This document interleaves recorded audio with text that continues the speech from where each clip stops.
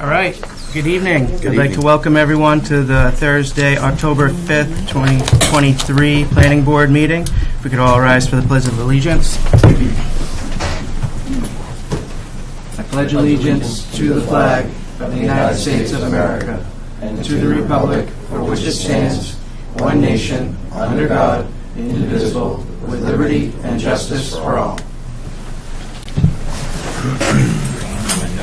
All right, introduction to board members. We have Don Ganarelli on the far left, and then Jerry Graybill, myself, Michael LaRue, Les Bodwell, and Rick Raines. We also have Irish Griffith, the Code Enforcement Officer, Terry Wilson, the Assistant to Coding and Planning, and Hannah Watson from SMPDC. Next is going to be the first public hearing for a conditional use Beaver Dam Campground, 551 School Street, R53, Lot 13A, Zone R3, Walsh Engineering. Good evening, Mr. Chairman. Bill Walsh with Walsh Engineering. I think and I'm going to turn to Terry a little bit here. We have submitted a package, and I don't know if you've seen that last week, but I think it's going to be carried on to next week or next meeting, maybe? Yeah. Okay. So I think we've got, we're kind of in the same place, but we have heard those 4 or 5 comments that the board had last time. The pickleball noise, parking, snow storage, ENS, and an environmental review, and all of those are in that package, so you will be getting all of that information. So I'm happy to go through it if you want, but if you want to wait until next time, I'll leave that up to you. Next time. Wait until next time. Yep. Just Okay. finish the open public comment Okay. period. It's a public hearing. Yep. Okay. Okay. So we'll just see if anyone has to speak and make their comments. Great. Thank you. Thank you. Thank you.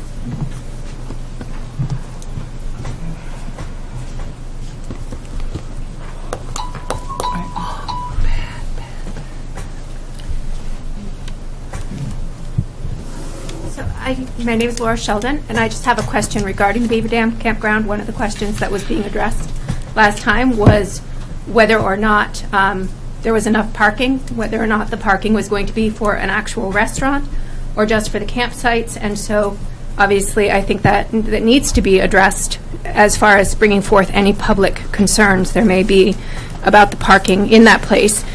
Again, if it is a restaurant that is open, in the current plans that we have seen, again, obviously it sounds like something's changing, but in that current plan, there are only enough parking sites for the campground sites.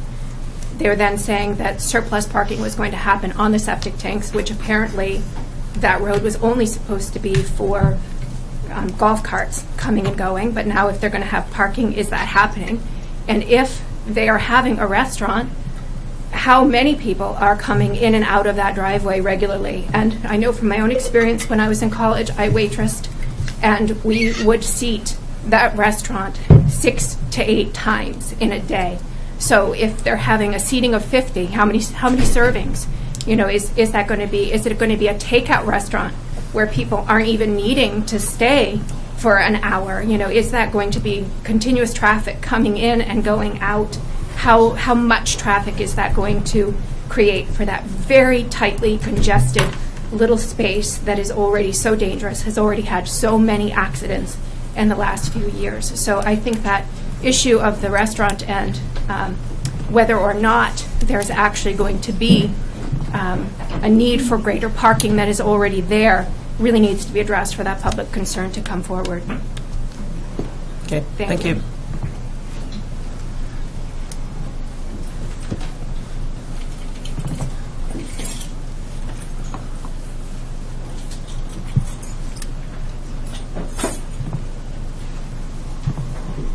Go ahead. John Van Dusen, 557 School Street. I just have a question. I brought this up last time about my concern about this ultimately becoming some sort of mobile home park or something. I'm still very concerned about the fact that they are creating essentially a little village of mini houses. I haven't heard any talk about how long the rentals are going to be. Does this have any impact on the school system? Are there going to be children there? Are there going to be families that potentially could be living there for a year or 2 years, or however long they want to lease these things? I would really like to hear from somebody as to what the plan is. I mean, like I say, we're creating a little village, and I just kind of want to know what it is.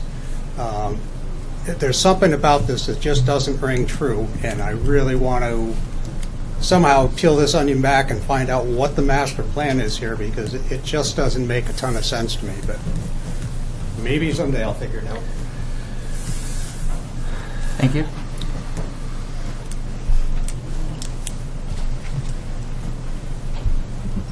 My name's Dave Cathius. I abut this property.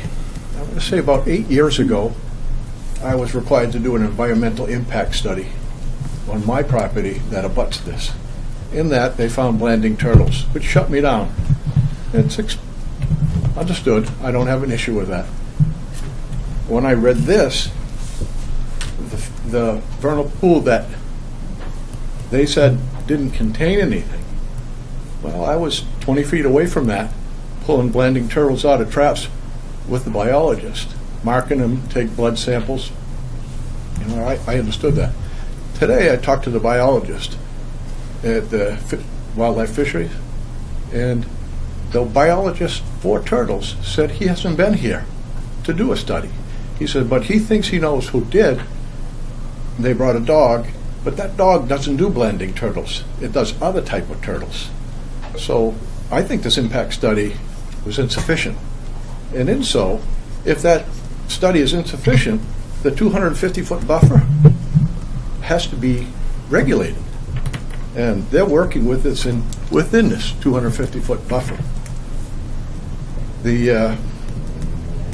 I looked at the drawings. Within that buffer, there's over 2,000 linear foot of excavation that has to happen for electrical, water, and sewer.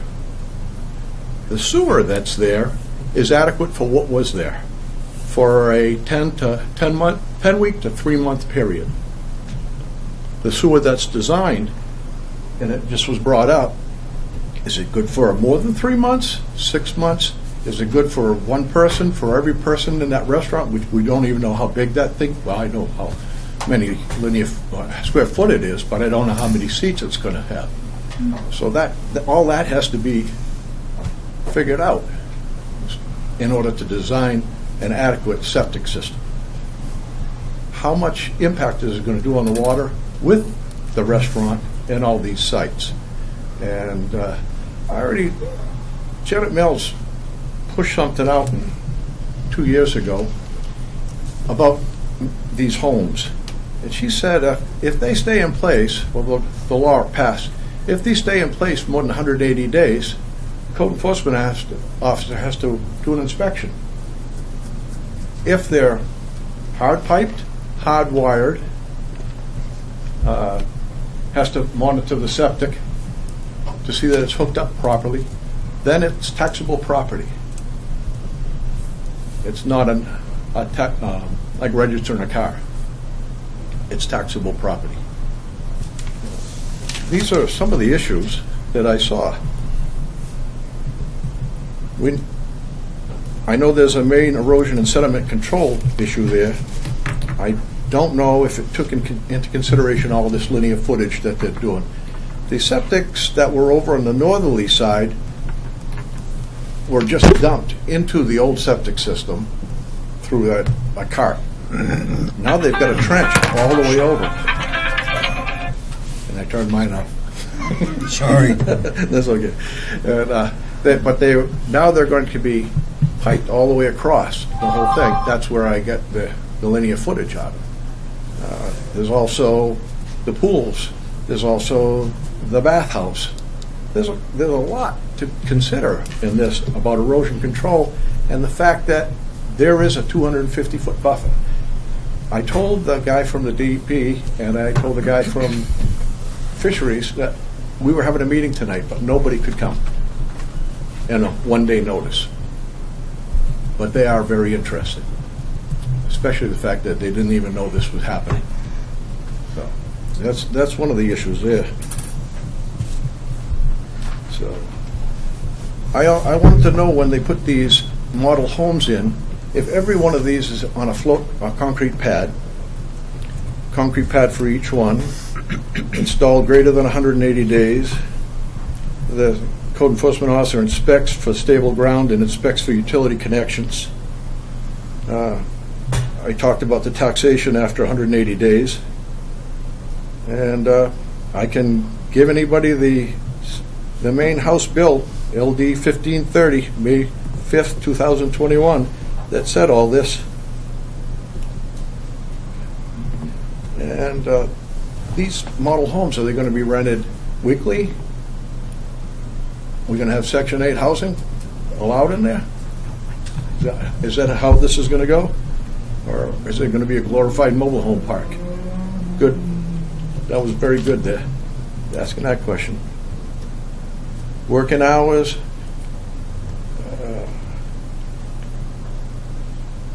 Road damage. I think I covered everything I wanted to know, but I'd appreciate a little more knowledge, because this is my property abutting it. I have a whole lot more property than theirs. I want to know what I can do with mine, if it's acceptable for this to happen. Consider me on board with another 100, 150 of these. Or if it's negated, I'll go along with that and just build my couple single-family houses out there. One or the other. But thanks for listening. Thank you. Thanks, David. Thank you.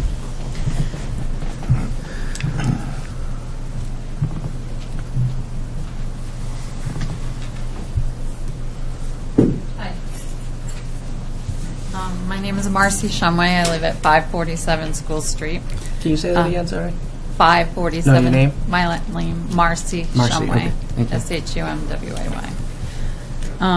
We abut the property. Our whole yard is their driveway, and the back of our property is where their utility building is. So we are affected by it greatly. The noise from the traffic going in, I have a lot of questions. We enjoy when it's seasonal, because from April to October to April, it's very quiet back there. Right now, it's very quiet back there, and we're enjoying having some peace in our backyard. I know that's my choice, that I live there, and I've lived there for 26 years, 27 years, but it's always been quiet in the winter, and we look forward to that, because that's when the foliage between our yard and their parking lot disappears, and I'm worried about having it be not just a seasonal property. And if it is going to be not a seasonal property, my worries are, when I looked at the paperwork online, it said that golf carts were going to be used because they wanted it to be a green property. So does that mean that all the vehicles for those units are going to be parked in the parking lot, or are they going to be able to have one at the unit and then use golf carts just to get around the property? My other concern is how it's going to be rented, like the last gentleman. Is it going to be weekly, monthly, for a whole season? And then again, if it is not just a campground hours or months from April to October, to me that becomes a mobile home park too. It's a mini homes are the big thing right now, so it becomes a mini mobile home park. And then the restaurant. What will the hours be? It's 1,700 square feet. That's a pretty big restaurant.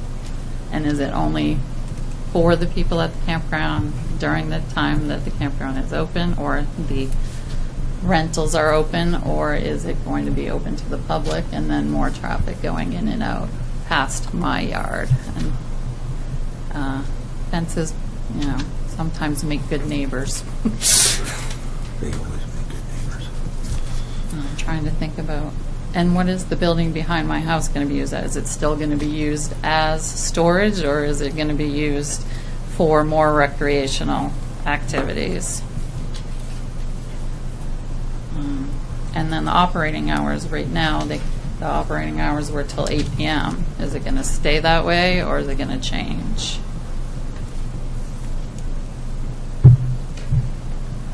And then the water use as well, the noise from the pickleball court behind our house as well. I'd rather hear the kids playing at the daycare than people screaming playing pickleball in my backyard. All right, I think between what the other people said and what I said, I think those are my main concerns. Thank you. Okay, thank you. Thank you.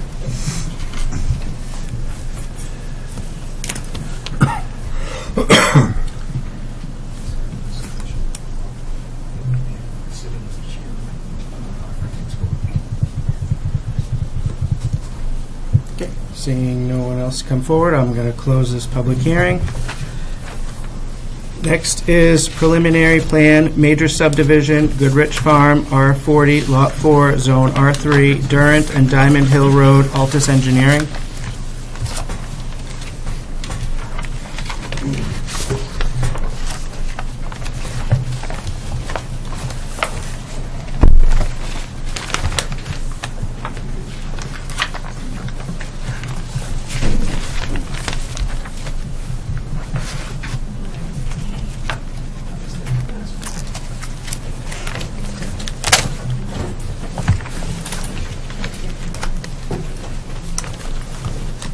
Good evening. For the record, I'm Eric Sowry from Altus Engineering here on behalf of the applicant. There's nothing to report. Nothing has changed on this project at all. It's the same as it was since the beginning. So I guess we'll just let the public have at it if they're here to speak on it. Okay, thank you.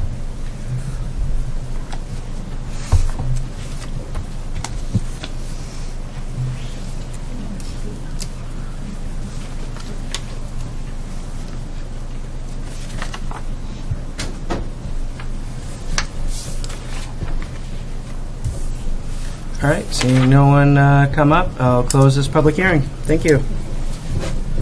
Next is preliminary plan and conditional use, major subdivision, Norman Court, R44, Lot 20, Zone R1 and R2, civil consultants. I'm going to recuse myself. Hi, my name is Neil Raposa. I'm with Civil Consultants here on behalf of Norman Court LLC.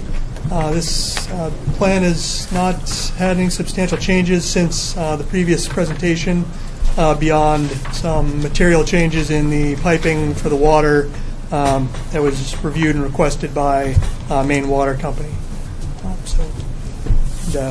Take input from the public. Okay.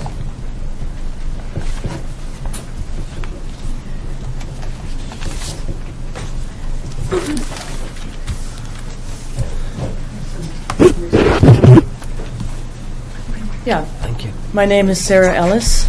I live at 98 Old Pine Hill Road. I do abut Lot 1 of this property, and I've prepared some. I spoke last time, but I've prepared in more detail, and I've handed out some documents, and I will send those to Terry right after the meeting. So I have I have many concerns, but I'll go through 5 of them tonight. The first one is that we know that the limitation in R1 and R2 is to 35 feet, but the town also requires new buildings blend in with the surrounding areas with existing buildings nearby per the Land Use Ordinance, Article 9.8, which says the relationship of proposed buildings to the environment. Proposed structures shall be related harmoniously to the terrain and to the existing buildings in the vicinity, which have a visual relationship with the proposed buildings. Special attention shall be paid to the bulk, location, and height of buildings and such natural features as slope, soil type, and drainage ways. So this is on the east side of Old Pine Hill North, and it's one of the small side streets. All of these side streets have single family houses, and yet they're proposing 3-story apartment buildings. There are no multifamily apartment buildings on any of these quiet dead-end streets, There is it just doesn't seem to meet with these performance standards. I've also driven extensively through Zone 2, which is where this is, Zone R2, and found no 3-story buildings. The only 3-story apartment buildings I've found are in Zone R1 or the Village Overlay District, where this type of dense development seems appropriate and in line with Berwick's comprehensive plan. The developer has indeed built a 3-story apartment building at 28 Old Pine Hill Road South. However, that's in Zone R1, and it's built into a hill and is only 2 stories above grade. Allowing 3-story apartment buildings to be built on Norman Court in Zone R2 will set a precedent that will likely lead to the urbanization of what is supposed to be a transition zone from urban to rural, not supposed to be an urban zone. Finally, I am concerned the developer has subdivided this large lot he bought, given half of it to his sister, and he's also expressed interest in buying another property on Norman Court, and I'm concerned that in the future he will try to build additional multifamily apartment buildings on Norman Court if this is allowed. I understand that the way this works is that you can ask for conditions, that the planning board can put conditions on the permit. So each of these things I will leave you with a requested condition. That development either be limited to 2-story single-family homes to blend in with the neighborhood, or 2-story multifamily buildings to be consistent with other buildings in Zone R2. Also, I would like to hear that the developer is not planning to develop additional properties on Norman Court. I don't think that could be a restriction. My second concern is that the species of special concern have not been accounted for. The application that was presented in the 921 packet, there are 2 letters from the earlier version from the Navina Court, but they say that from the letter from Maine Department of Inland Fisheries and Wildlife, and also from Maine Natural Area Programs. And the application states that these letters say there's no species of concern or habitats on the property. But both letters, which I've included here, I'm not going to quote them, the letters say there are no documented habitats or species of concern. Both letters specifically recommend surveys for spicebush. Spicebush is the host plant to the spicebush swallowtail butterfly, which is a species of concern in Maine. And on September 27th, a neighbor and I walked through the proposed development, and we located spicebush on Lot 1, on Lot 2, within and downhill from the proposed development. So a requested condition is that, in fact, that surveys are done by state biologists for species of concern. And after that, the developer has to be required to follow any resulting state recommendations to protect these species or habitats of concern. My third point is about invasive species, invasive plants that are likely to be spread. I think we'll hear another letter from somebody else, but there are so much Japanese knotwood on Norman Court. I have provided a photo of that, photos of that in this document. It's on the right by Coffin Brook. The trucks are going back and forth past there. You can see where they're knocking the pieces off, and that's exactly how knotweed spreads. All you need is a little piece of it to be moved around, and it's going to be dangerous to property owners, buyers, sellers, anyone who lives in the area, and also to the town of Berwick if this is moved around. So I draw your attention to the photo on page 5, figure 5, page 10.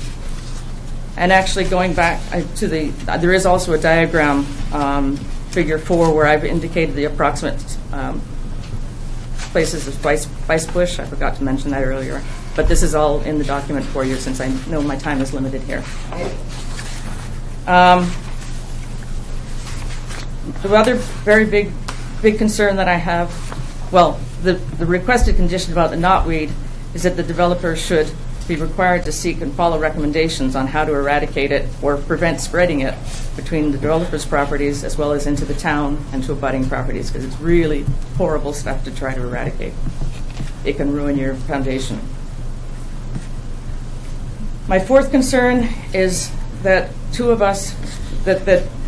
fourth concern is that lots 1 and 2 include documented wetlands and streams, as well as land that is wet and uneven.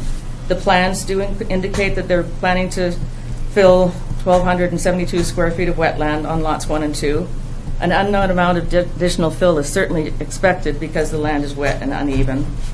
And they're also going to be building the parking lot and over a stream, which they have planned to. They have a stormwater management plan that addresses it, or they're going to put the stream, divert it, put it into a contained drain, and move it over towards another wetland. But there's no consideration of our wetland, which belongs to two abutters, the Kinlaws and I, and Ellis here. This wetland, may I point to this map? The wetland is visible, our wetland is visible on the C2. It's right under here. It's a designated wetland. In fact, it's a restricted buffer area that I have deeded restrictions that I have to protect this. And it's main DEP makes sure that I keep a restricted buffer area around this. And we're directly downhill from Lot 1 and from Lot 2. There's no consideration given to this wetland, only to this one.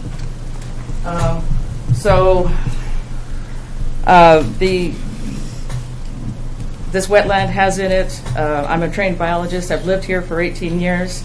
There are breeding grounds for for frogs like spring peepers, wood frogs, gray frogs. It's got hundreds of blue irises and other plants growing on it. I do provide pictures of those.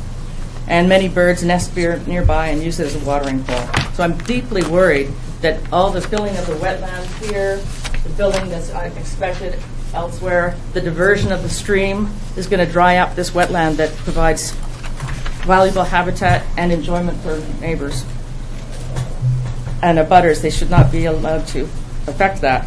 So requested condition there is that the developer should be required to have Maine DEP study how the filling of the wetland, the planned filling of the wetland, the anticipated fill, and the diversion of the stream, how is that going to affect the Ellis and Kinlaw wetland? If that study predicts detrimental effects, then plans have to be adjusted to avoid these effects. Also, they're bound to be, they're clear cutting, there's going to be lots of grass. Herbicides and pesticides must not be allowed because our wetlands are downhill from there. And finally, my fifth point is I'm concerned about damage to mature trees. There are some wonderful big old trees that are along the property line, along the stone wall here, along the sides of the lot, along the sides as well. We have documented some of these trees over 100 years old, and there's a stand of white birches near the back. So a wooded buffer should be allowed to protect these trees along the back. These will also provides a partial screen, which has been requested by neighbors, and I'm sure it's something that would be good for the property. But you can't cut these trees down. You can't damage them. They're irreplaceable. Any newly planted trees, like put in a couple of pine trees or whatever, it's going to take decades to recover those. So the requested condition here is before any clearing of trees begins, clearly mark the trees that must be protected in case so there's no miscommunication between the tree cutters and the developer, and leave a wooded buffer on the sides and the backs of the lots to ensure that these mature trees are protected and not killed by the heavy equipment or through excessive cuttings of the root systems. I do thank you for the opportunity to present these concerns, and also, I guess when you do put conditions on it, I'm wondering if we will be informed what conditions there are, and will we be kept up to date? Thank you. Thanks, Dr. Earl.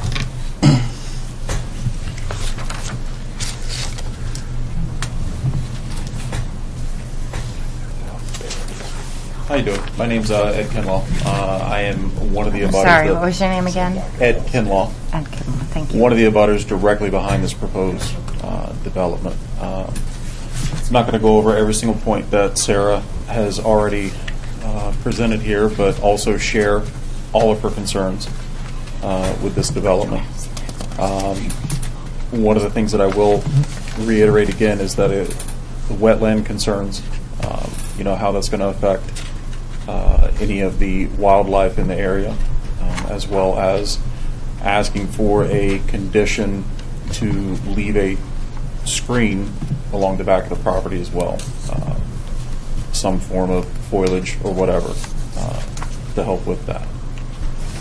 The other thing that I would probably ask, and this would be aimed at the folks that live on Norman Court, that one of the things that we have experienced already on Haflinger Lane is that there be some type of traffic control devices put in on Norman Court during the construction, as during the current project that's going on Haflinger, a lot of the subcontractors and contractors seem to think that our road is a drag strip, and they like to treat it as such. So it's a safety concern because we have kids, people that walk in the street. So some thought needs to be given to that as well. And then finally, one of the other concerns that we have is more in the general community sense of this is what is the strain of this going to put on already existing strained things in the community like the schools, police department, fire department, sewer, water. What's the additional cost that this is going to drive to that? We have kids in the school, and again, from talking to folks within the police department and also with the school system itself, they're already bursting at the seams. So with the amount of folks that are in here. So we have concerns with the amount of folks that would be brought into the area because of this already taxing, a taxed system. And that's it. Thank you. Okay, thank you.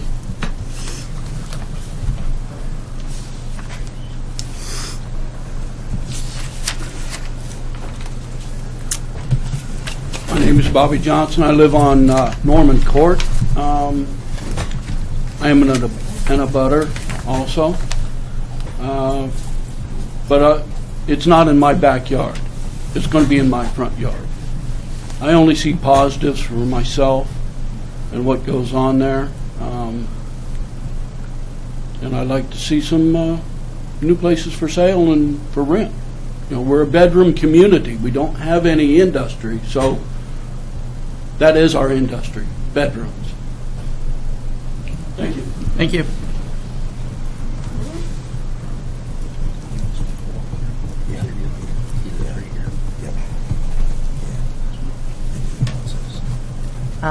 I do have a comment that I have to read into the record before you guys do any rebuttals or anything. So would you like me to do that now? Yeah. Okay, so this was emailed in. It was asked to be read into the public comments section, considerations on the proposed development on Norman Court. As someone who has lived on Old, and this is from, I'm going to slaughter that name. Tenuvial. Okay, so it is exactly how I thought. Tenuvial Sampson, 112 Old Pine Hill Road. As someone who has lived on Old Pine Hill Road for many years, I have some concerns about an apartment building being built in the R2 zoning of Norman Court. One, the proposed site is quite wet with an unnamed stream going through the middle of the building area. Of course, modern engineering can redirect and contain the water, but to what environmental cost? I suspect this area has a year-round seep due to the established flora. Mosses, alders, mailberry, and winterberry are some of the plants found in this area. She did include the fancy names, but I'm not going to kill myself with those tonight, thank you. An aster that appears to be swamp aster is growing in the area designated to become the widened two-laned road. These plants range from FACW, a facultative wetland, to OBL, obligate. I don't think the current mapping of the wetland is accurate and that it should be surveyed by MDEP to determine the actual square footage area of wetlands that will be impacted. Wetland is defined as land areas with soil that is saturated with water either permanently or seasonally. A surprising amount of Lindera benzoin, spice bush, seedlings, and young trees are scattered through both Plot 1 and Plot 2. Spice bush is a plant of special concern at S3 in Maine, with about 14 to 15 native populations in the entire state. Most are in York County. Spice bush is the only food source for the spice bush swallowtail, an endangered butterfly in Maine. This butterfly is definitely in the vicinity as I have populations of the caterpillars on the spice bush growing in my property, a couple houses down. I'm roughly 1,000 feet from the spice bush that are on Plot 1 and Plot 2, likely less as the butterfly flies. The invasive species on Norman Court are of concern. Autumn olive and Japanese knotweed are both prevalent. These are both on the main prohibited plant list. The do not sell list is also sometimes referred to as prohibited plant list or the banned plant list. It is legal to import, export, buy, sell, or intentionally propagate for sale the species listed on the do not sell plant list. I have not seen anywhere in the proposal a plan for mitigating or removing these plants or a discussion on how their spread will be prevented. Invasive plants are readily transferred by construction vehicles, particularly the Japanese knotweed that can resprout from pieces as small as an inch. What are the mitigation plans by the construction company? And what will be the effect of the additional volume of cars on Old Pine Hill Road and Sullivan Street? Old Pine Hill Road is a street that cars routinely go higher than the speed limit, pass on the double yellow line, tailgate, and generally display aggressive driving behavior. It's used as a shortcut by many people to avoid downtown. It's also a road that is narrow with some deep ditches on parts of it. There are many dog walkers, joggers, and children on bikes. The recent apartment building has added to the children in the area. A couple of years ago, a children playing sign was installed, but the speed limit was not reduced on the road. Speed reduction to 25 miles per hour plus a speed hump or stop sign near the library should be considered for the road. With Norman Court being nearly across the street from Sullivan Street, the traffic would likely be increased significantly on Sullivan also. I'm unsure why the speed limit wasn't reduced to 25 miles per hour when Old Pine Hill Road became part of the urban district several years ago. The house density has increased significantly in the past 12 years. As my neighbor across the street, who sold his house this summer, said to me, my house used to be the second house on the left from School Street, now it's the 25th house. That's the difference a decade makes. It seems that being part of downtown, we should have a downtown speed limit. Where else in the downtown is the speed limit 35 miles per hour? Thank you for your time.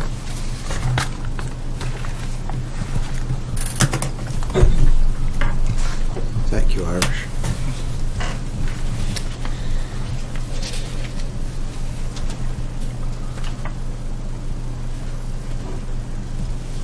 All right, seeing no one else coming up, I will close this public hearing. Thank you. Next is the first public comment. This is for any non-agenda issues.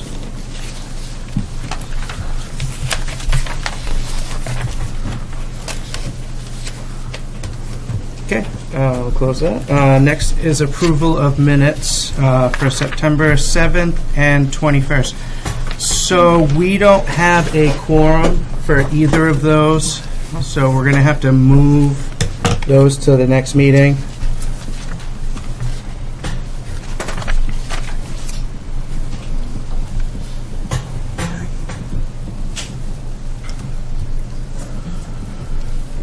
You need a motion on that? Nope. All right, next is old business, conditional use, Beaver Dam Campground, 551 School Street, R53, Lot 13A, Welsh Engineering.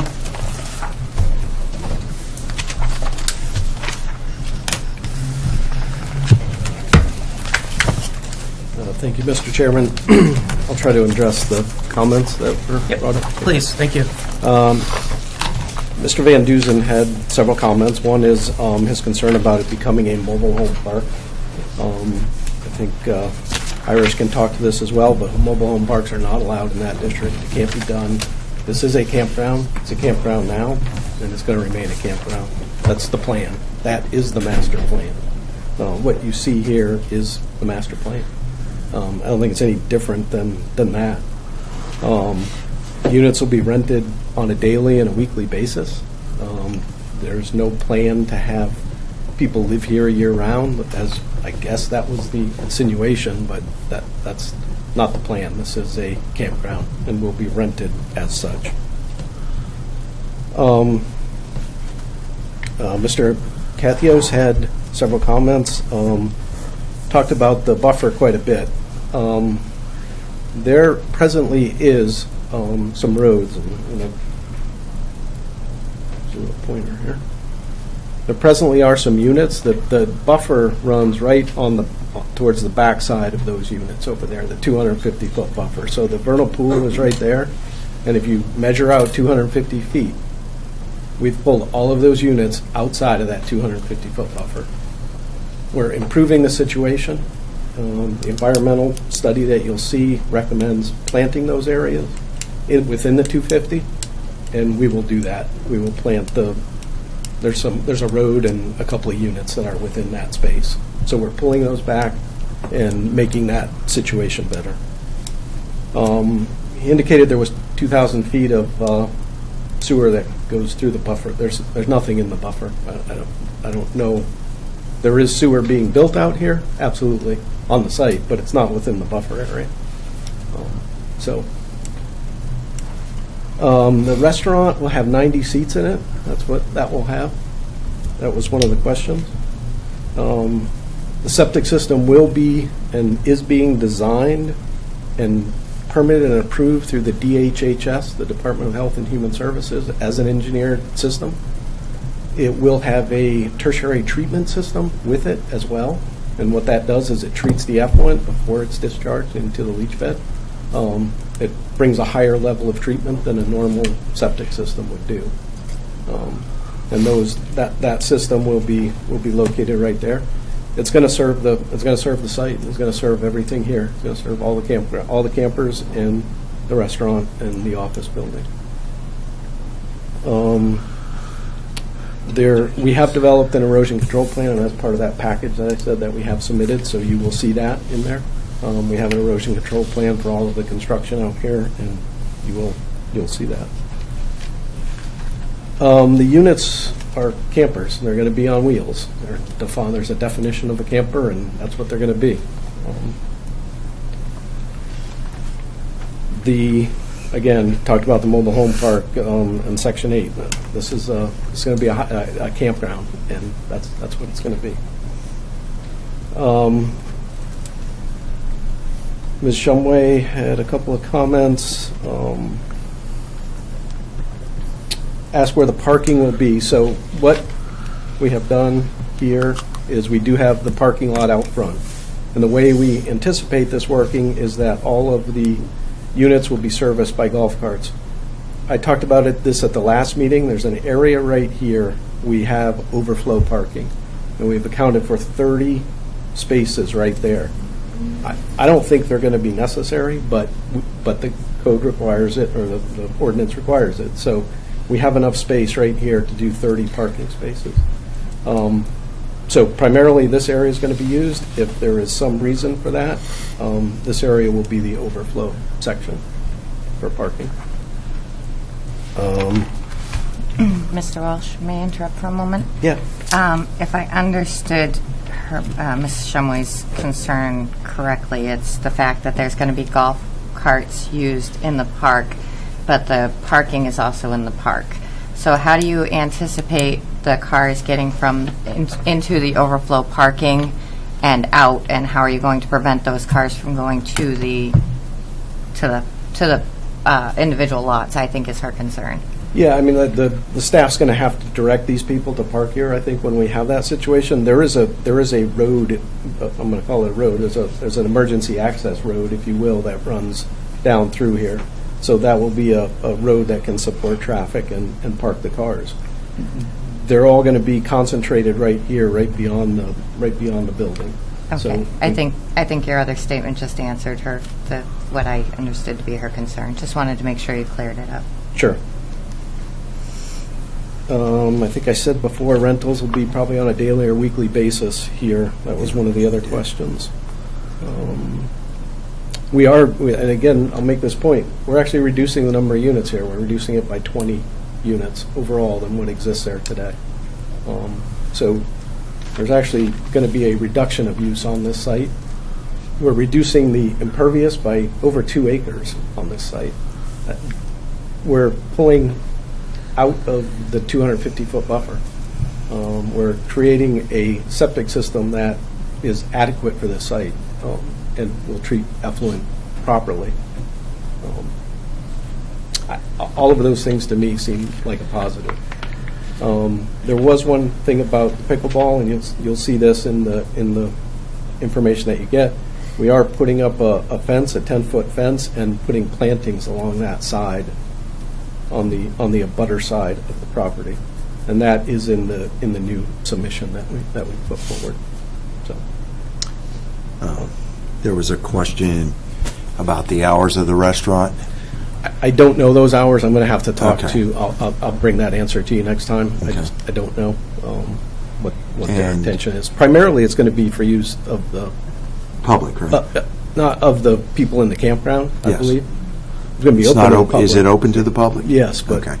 I don't think it'll be.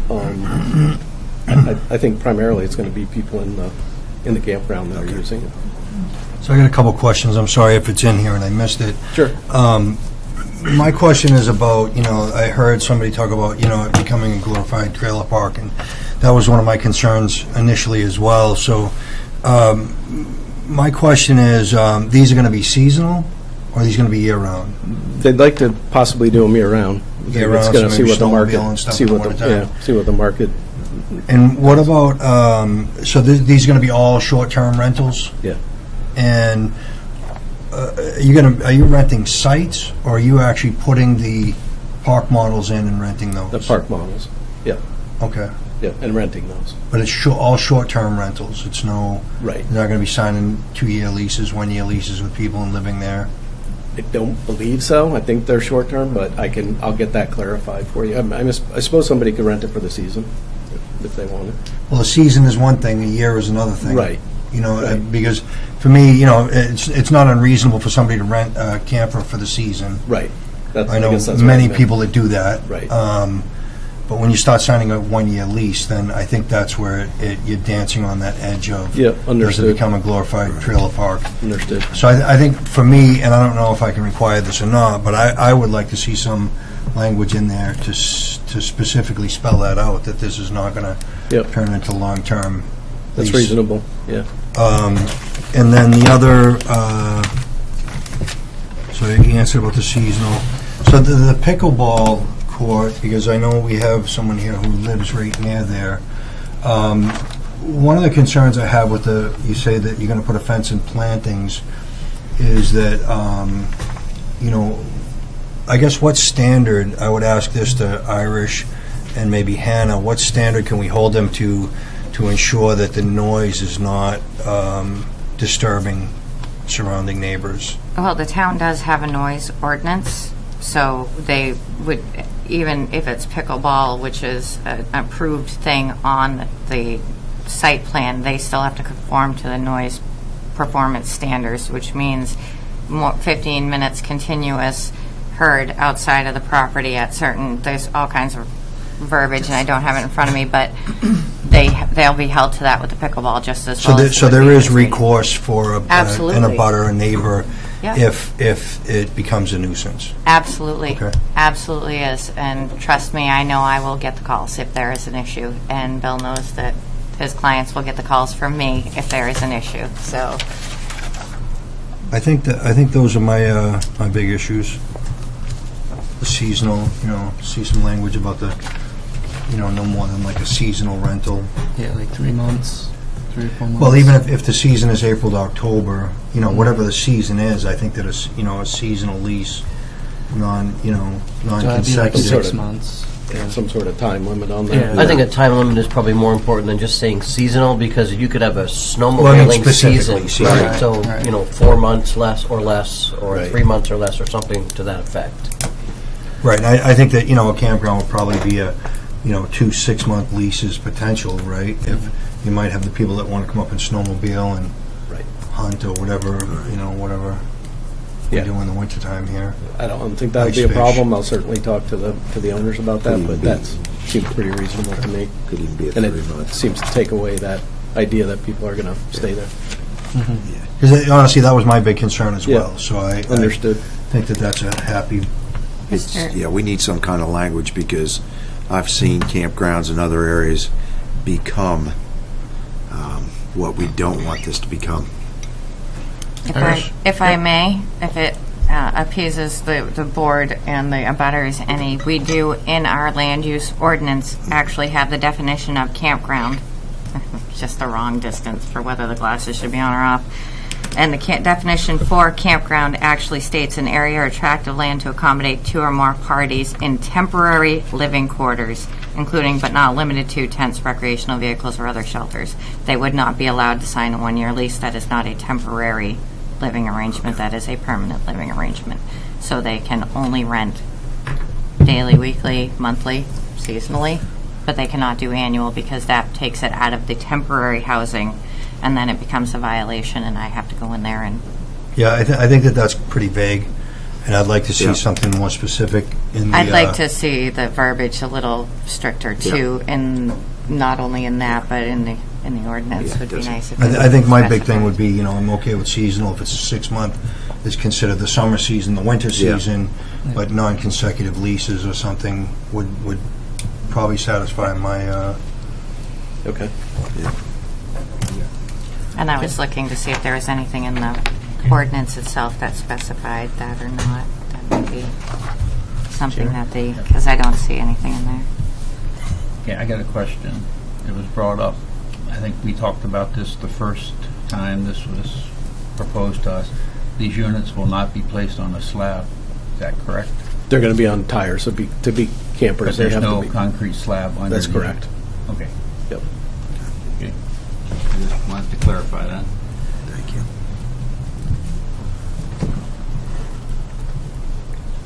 and so just that you said that, Again, because I do think I've heard that twice, that there is a slab and that there isn't a slab. So There is if you no just slab. say there will be no No concrete slab. The units will have their tires still on and setting on the ground.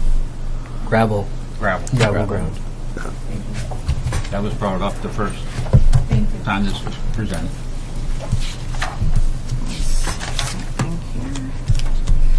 Okay. Another concern was just screening near the road with one of the abutters, the entrance. It seemed like she was saying her house is right there. Yeah, right there. Yeah, I mean, we can look at that and look at adding some plantings in there. Okay. I think, I can't quite remember what that looks like. Irish? Again, it's covered in the land use ordinance. Campsites shall be laid out and screened in such a manner that none are within view from public roads, navigable rivers, existing residences, or approved subdivision lots. Any combination of evergreen planting, landscaped earthen berms, or solid fencing may be used to achieve screening standard when campsites would otherwise be visible from the locations described above. So again, covered in the land use ordinance, they have to comply. well, I think that It that's two different specifies subjects. residences, so. I think that's two different subjects, because I think that when you're talking about screening where the pickleball courts are, that would be screening also the campground from the abutters, and I think what you just asked was the entrance. Yeah, right near the driveway. entrance, it seemed like, Right. right next to the house, And I don't basically. know if that's really a reasonable request, but I think that, I just want to clarify the difference between So, what she just read and what, that's for the campground, but this is,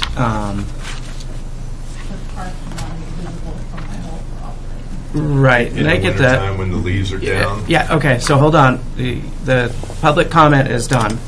So right now, it's just us talking and discussing. The issue being the screening, Hannah, you could probably answer this a little bit better. They could add trees to that to screen it as a buffer. It's not like we're asking for a fence. I mean, this place already is existing, so it's not like this is a new subdivision where new things like screening is needed. But this would be kind of like that happy medium mix of just adding a couple trees type of thing. Yes. We're talking about the entrance. Yeah, up road, into the right? parking lot, because it looks like it's already wooded right there, just to kind of add to it. Yeah. I wonder if the definition of what part of the campground is visible or not visible. Are we talking all the way to Route 9, where you can see the road, or only where the sites are? So if the concern is that the parking lot can be seen, is that part of the campground that needs to be screened so that it can't be seen, or more along the lines of the buildings and the campsites? So as it is right now, that this place has already been here before the land use ordinance, even if the parking lot shouldn't have to be screened. The issue would be the mobile units. I mean, if you drive down School Street right now, you're just basically you'd have to go slow to see the buildings, but you can drive by and see the parking lot.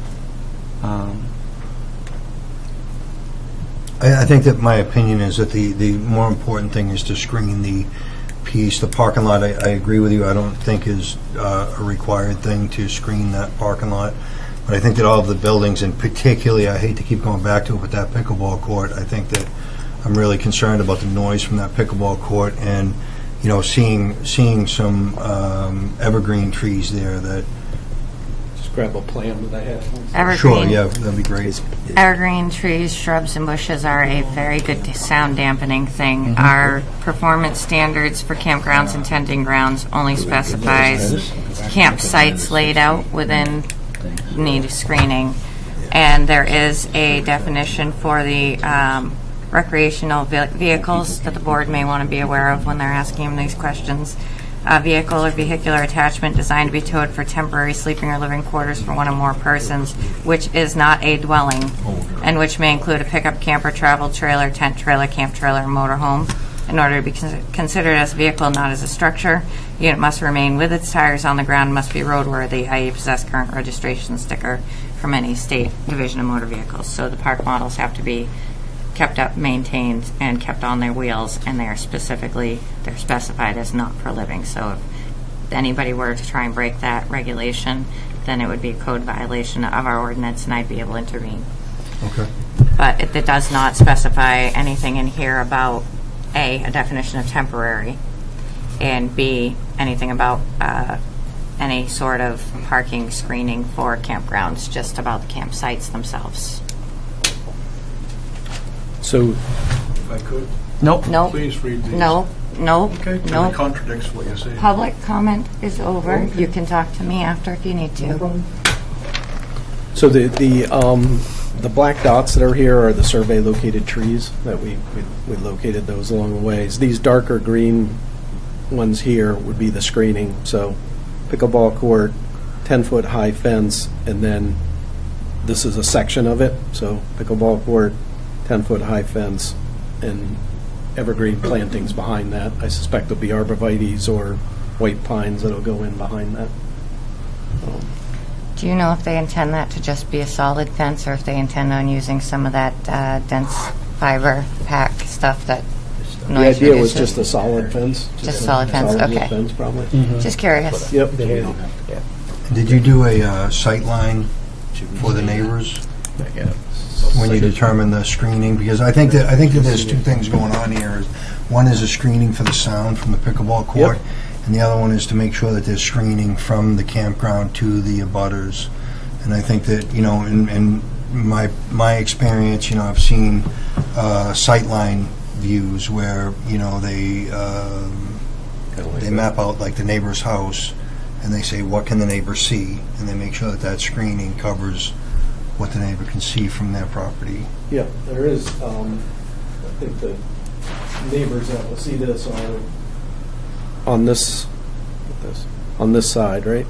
And these dark So that's going to be a continuous singles are, screen those actually trees. exist, those trees all exist there. Yeah. So it's actually a pretty good screen buffer that's there. Okay.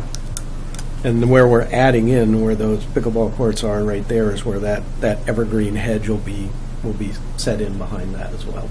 Because I think my challenge, and I think some of my board members probably share the challenge, is that this is an existing campground and it has been here for a long time. But when you do a major overhaul like this, I think that it's not unreasonable for us to hear the public and say, what do we want to happen, Sure. like it's new. I think that with the sound screening and the screening of the trees, I think that I think that's where we would like it to be. Yep. I did make my point clear that, if this pickleball court becomes a nuisance, I want, the code enforcement officer to be able to do something. Because I know I would not like that in my backyard. Again, they have guests there, right? They've got to, just to keep their guests happy, they're gonna have to be cognizant of it. Yeah. I mean, how the noise ordinance is set up is it has to be 15 minutes of continuous sound.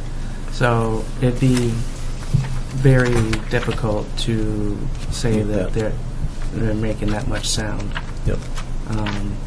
It's not like it. If you hit a ball, there's a pause. You hit a ball. That's not consecutive. Right. So I think the screening is well adequate to what the ordinance says. I think you guys have gone above and beyond in issuing that concern. as a ordinance issue and as a good neighbor.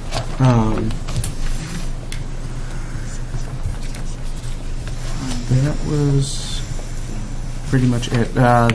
Like you said earlier, the erosion and sediment control, you have more information on that. There's a whole plan in Yeah, that package, so you're going to see this, you're going to see that other stuff, you're going to see the parking, you're going to see the snow storage. That was the items. So just to maybe sum up some of the questions about the restaurant, you're looking at 90 seats. Yes. You're not sure the hours just yet, whether it's going to be breakfast, lunch, dinner, or 1 or 2 or 3 of those. I think it's all 3 of those because it'll service the campground. So it'll be open all day. Right. So, You're yeah. all right. So maybe we can get that clarified. Yep. And it is open to the public. Yes. And parking has been considered for the restaurant as well as the campground. Yes. Okay. I just wanted to get those couple of things clarified. Thank you. Yeah, you'll see that in the package. And I know the answer to this, but I'd just like to get it spoken.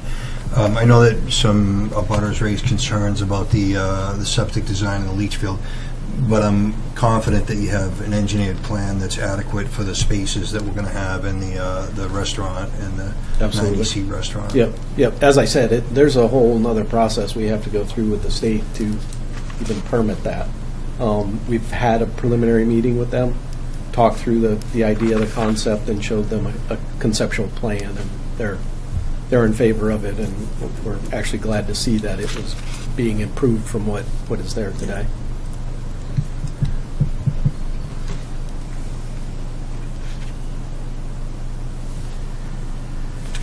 Okay. Any other questions, concerns? You guys all set? I have the noise ordinance in front of me if you... Okay, if you got it, let's read it out.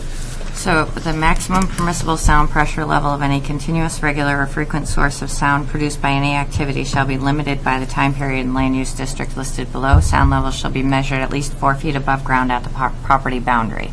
So we're talking, reasonable height, property boundary. For residential districts between 7 a.m. and 10 p.m. on a decibel scale of 60, and from 10 p.m. to 7 a.m., 50. The level specified may be exceeded by 10 decibels for a single 15-minute period per day. Noise shall be measured by a meter set on the A-weighted response scale, slow response. So it even lays out how we have to test it. No person shall engage in activities on a site abutting any residential use between the hours of 10 p.m. and 7 a.m., which exceed those limits established for residential districts. Otherwise, the following activities shall be exempt from those regulations. Construction maintenance activities conducted between 7 and 10. Sounds emanating from safety signals, warning devices, emergency pressure relief valves, and other emergency activities are always an exception, and sounds emanating from traffic on public transportation facilities. So it's all laid out, not only what they're allowed to do, when they're allowed to do it, but how we have to test for it if there's complaints. So, good to go. Are these? Thank you.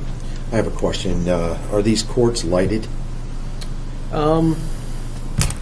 Right now, we haven't shown any lights on them. Oh, okay. Yeah. And so I'm assuming they'll close the courts, they'll have certain hours Yeah. in the courts? Again, Because I'd like to see some kind of hours if you have them. all right, I'll ask the clients about that. Don't look at me, I'm all out of things, Mike. Okay. Just making sure. No, I've looked up everything I thought that the board might need to consider to make their comments to Mr. Walsh or respond to the public. Okay. Yeah, so if you could get me the answers on that, I'd appreciate it. Sure. Thank you. Okay. Thank you. Thank you. All right, moving along. Preliminary plan, major subdivision, Goodrich Farm, R40, Lot 4, Durant and Diamond Hill Road, Altus Engineering.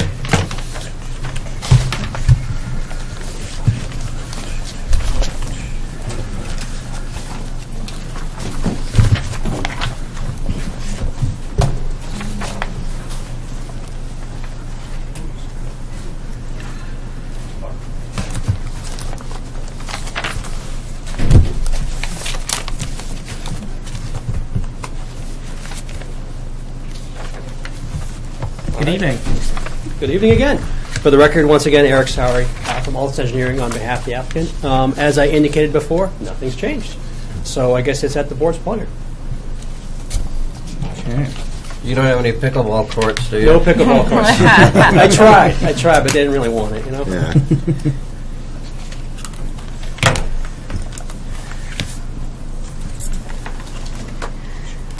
All right, yeah, there's no public comment at the public hearing. All the waivers have already been granted. Is there any issues, Hannah or Irish? Do you have any issues? No, this one's pretty straightforward.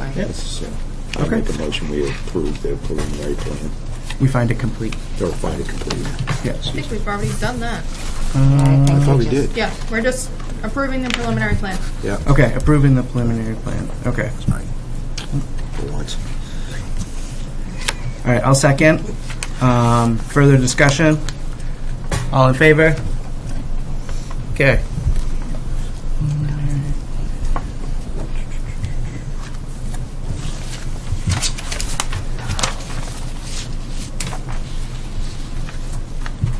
And then, do we do the final as well? No, not yet. Okay. Can we do the final? Is it possible? I mean, the plan's not going to change. The ordinance allowed. Please hold. Please hold. Next available brain cell will be with The you in a ordinance may moment. not allow for them on the same Yeah. day, but let me check. Since Yeah. there's nothing that the board wants changed. Right, that's...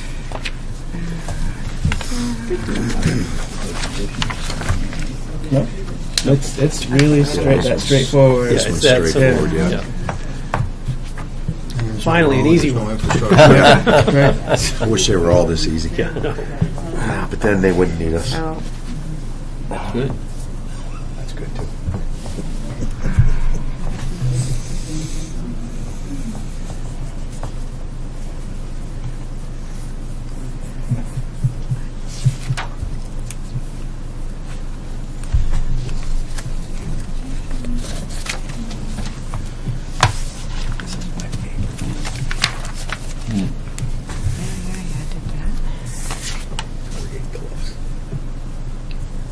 No. within 30 days.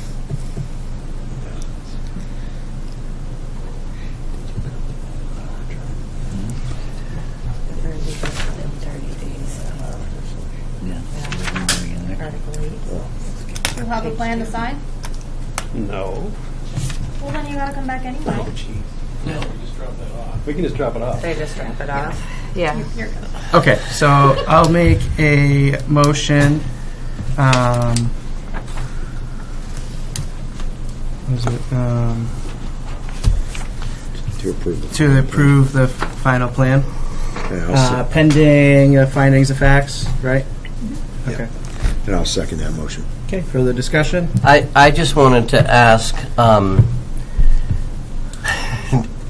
that we're not jumping the gun again on approving things without having everything in front of us.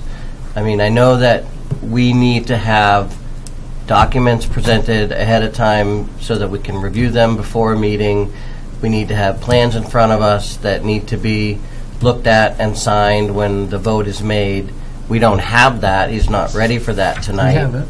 He doesn't have it. Well, We don't- he doesn't have the plans, but We don't he's always already... have the sign, we don't always have the one for them to sign. They typically don't bring them that night. For final approval? For final approval. They typically they don't don't- bring the copy that is stamped for the board to Yeah, sign. they don't bring the final plan that's approved because we might require changes If tonight. there are any Exactly. conditions of approval that the Okay. board puts on it, So if they we would have don't to make add any those changes, to sign it. then they just bring that plan. then- Yep, it's the same And plan you- that they With the brought signature forward at the block. beginning. Okay, So clear it up. you were Learning as I act- go. Oh, yeah, no problem. So you were Good question. actually provided with that information, so that literally there's been no changes, so your Yeah, original yep. package. The plan looks great. I have Okay. nothing wrong with the I plan. was gonna just say, wanted you to make did sure receive your packet. Yeah. Okay. No. It had nothing to do with Okay. the project itself. Yeah, I just just wanted the to make procedure. procedurally that Yeah. I understood how it works. If there's any question about anything to change, totally right, but since the board has no concerns, Gotcha. we're okay. All right. I retract my discussion. And we double checked on the was a good ordinance, both question. of us right here, so. Yeah, there's All right. nothing that precludes that. All right. All in favor? Okay. Thank you. Thanks, guys. Have a good evening. All right. Moving along, preliminary plan and conditional use, Malloy Brook, major subdivision, School Street and Heritage Drive, R49, Lot 3, Atar Engineering. Excuse me, Mr. Chair. Yeah, Irish? We were both looking away at the moment. It was unanimous? Yes. Okay, sorry. No, it's okay. Okay.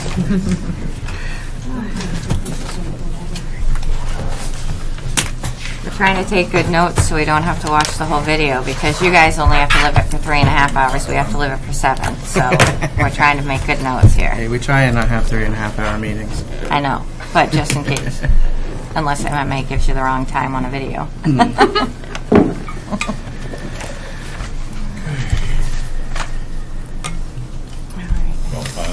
Okay. All right. Thank you, Mr. Chair. Hopefully get the mic tall enough for me. For the record, Mike Sudak, Atar Engineering, here on behalf of SOW Solar Incorporated. I have Kevin Hill, my client, here with me in the audience tonight. Thank you for having us. I'm going to guess a brief overview is in order. This is our first preliminary hearing or preliminary application review. So if it pleases the board, I can quickly go over. Yes, please. Okay. So this should look exactly the same from our sketch review back in July. We had our site walk in the middle of August. So what you're looking at here is the overall parcel, 67 acres, but the majority of what we're affecting, and I'm going to use my pointer here, is 12 acres. Up front, if you will, is the dual frontage lot, School Street here in the bottom right, and Heritage Drive over top of it. And back in 2021, the planning board approved a solar farm in the rear of the property, about 11 acres for that occupied area. We're staying well away from that, but just need to show the overall parcel as it is. And I don't kick over the stand. Okay, so what we're taking a look at here is a 7-lot conventional subdivision, so not a cluster development, conventional lots, so 60,000 square foot upland area minimum.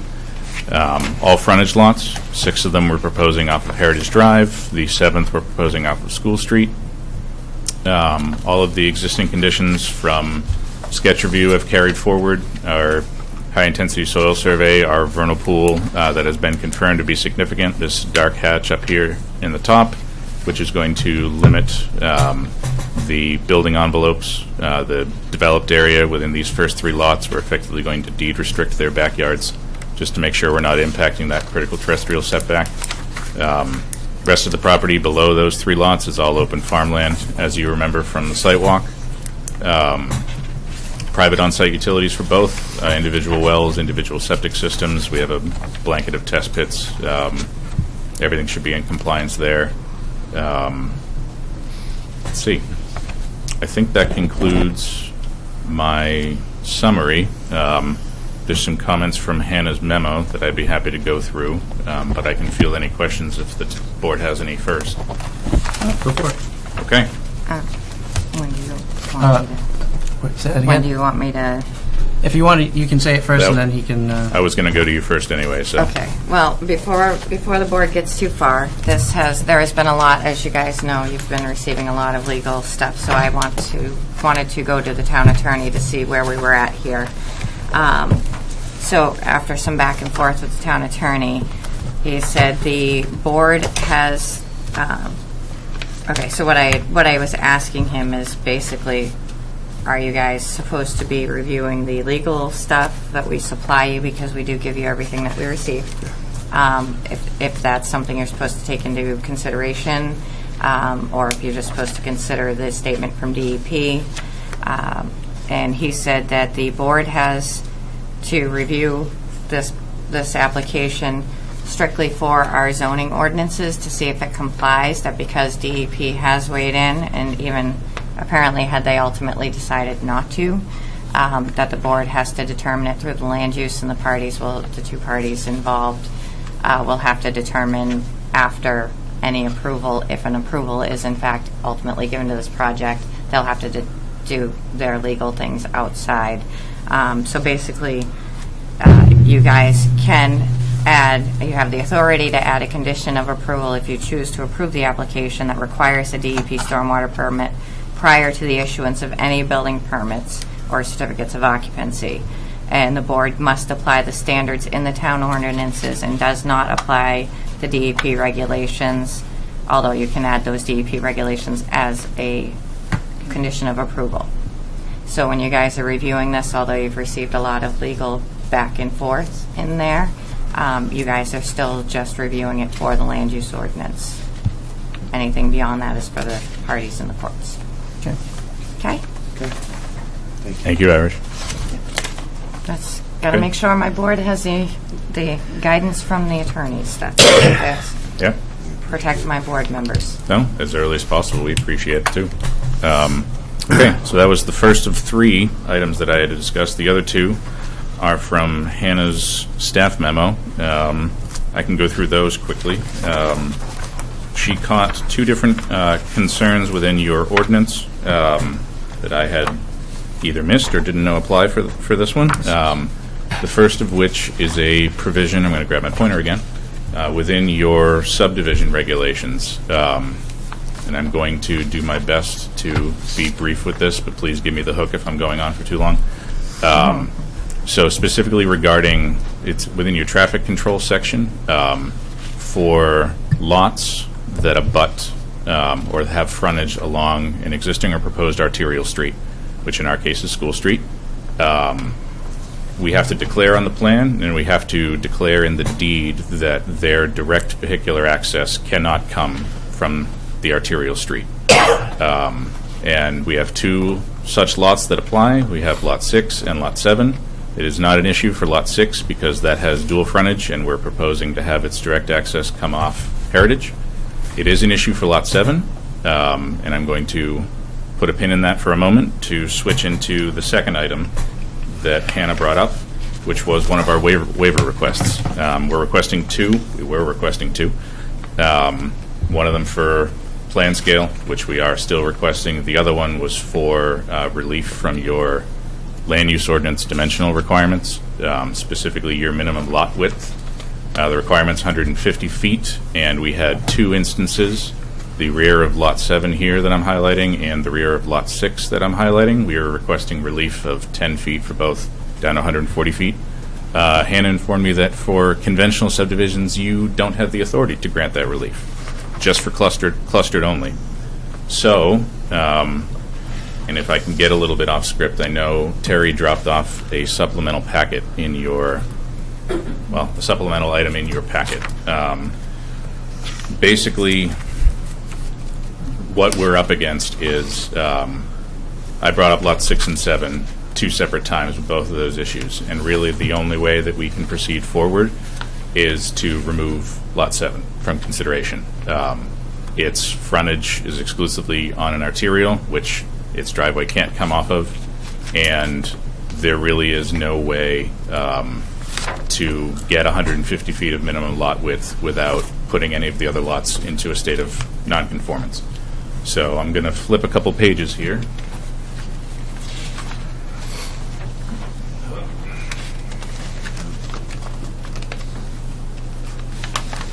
Again, this was just put in your packets this evening. I do apologize for that. I really try to not have that happen because I like you guys to be as prepared as I am. But just catching this in Hannah's staff memo when I was taking a look at it today, this really seemed like the only way for us to move forward this evening. So the yellow highlighted line there that you see, that is the lot lines of lots 5 and 6 based on the application as it was submitted. So what you guys have had for the entire length of your review. Right. Effectively, what I'm proposing is to extend this rear yard line of Lot 6, extend it further north by 10 feet, creating 150 feet, makes Lot 6 compliant. And then in order to keep Lot 5 compliant, the rear yard of that has to be pushed further back just so I still have 60,000 square feet of upland. Make it a conforming lot. those two changes and axing Lot 7. So that's what I have before you. I really think that's the only way that we can proceed forward. So if you have any questions to that, otherwise I would consider this the iteration we'd like to proceed forward with. Thank you. Okay. And if you ladies have any comments as well. No questions? No, that satisfied my comments. Okay. Do you have anything, Irish?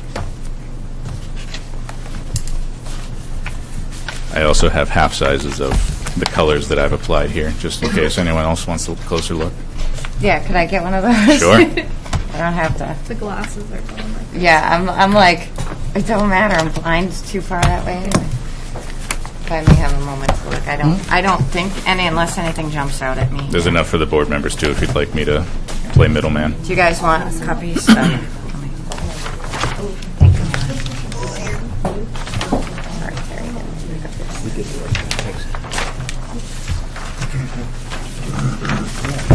you.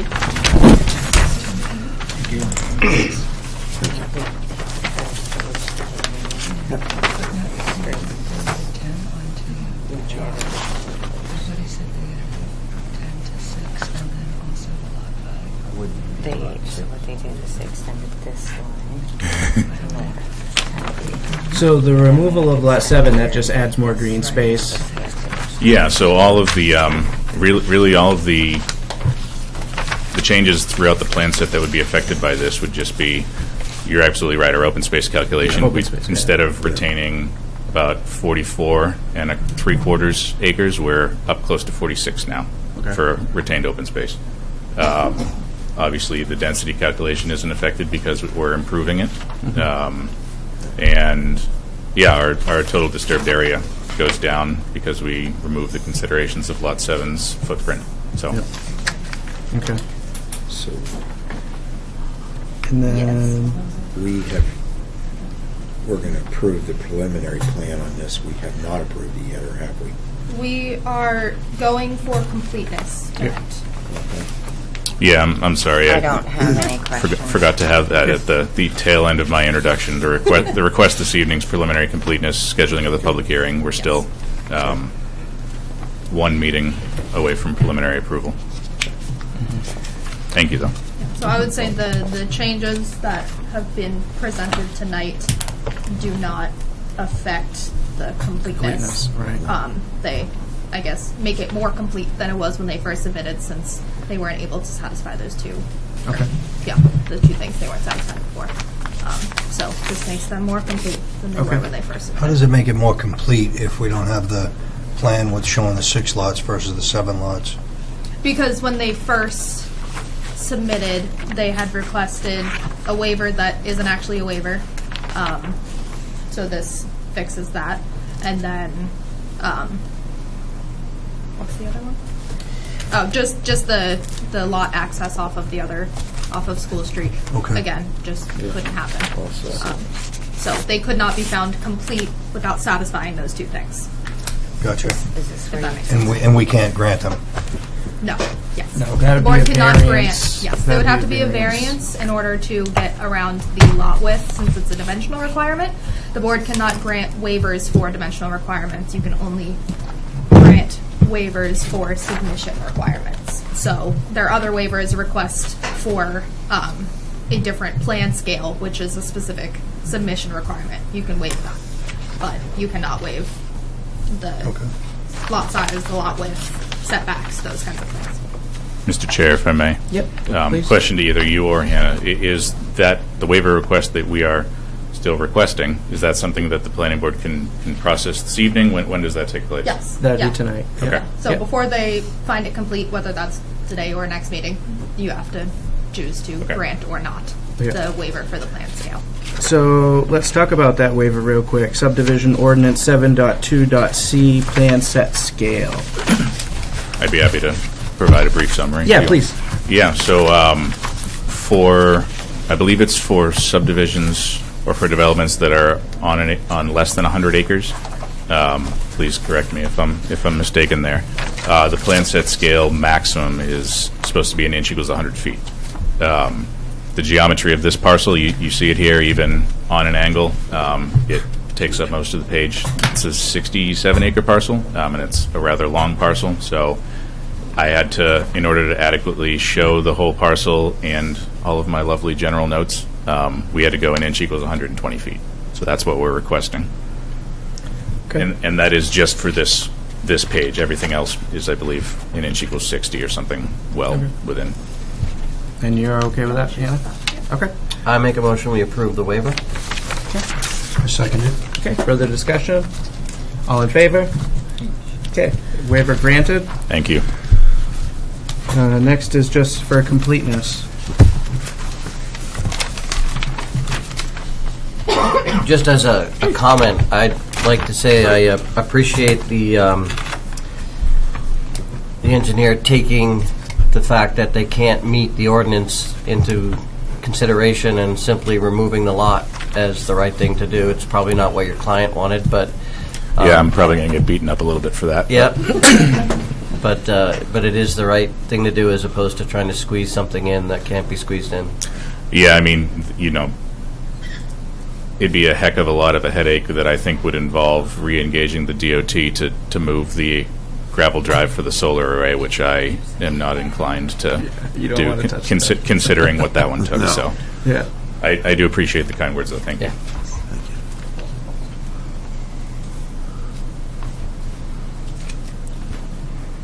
Okay, so I'll make a motion that we find this application complete. I'll second that motion. Okay, further discussion? All in favor?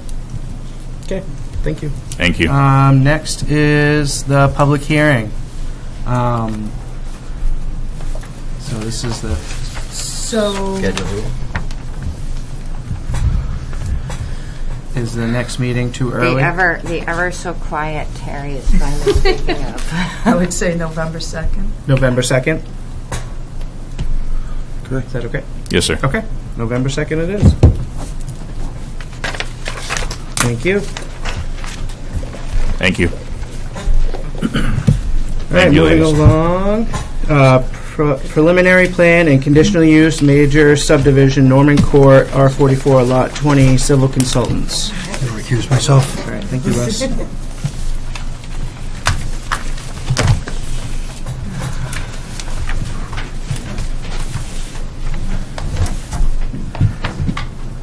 Hi, once again, Neil Raposa, Civil Consultants, on behalf of Norman Court LLC. Tonight, we're requesting preliminary approval for this project. We've gone through a couple public hearings now. I don't know if it'd be easiest, it sounds like, Sarah's document was very well put together, and I could just go through the conditions that she had listed and respond to those if it pleases the board. That works. Yeah. So the first requested condition would be that it would be either two single-family house or either two single-family house to blend with the neighborhood or two-story multifamily buildings to be consistent with other buildings in Zone R2. As it's proposed, it does meet the height requirements of the zone, and we did make an effort.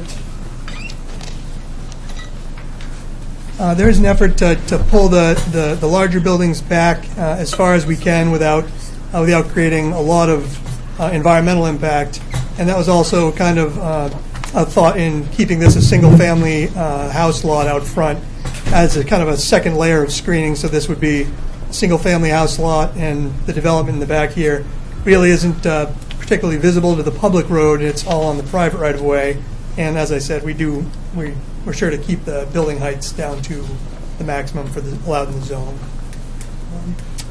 The second item was the developer should not agree not to develop additional properties on Norman Court. I don't think that's a legal condition that can be put on it, but it's also everything that any other work that would have to be done here would have to come back for a whole nother review in front of the planning board. So we'd be doing this whole process again. So I don't think that one is a worry.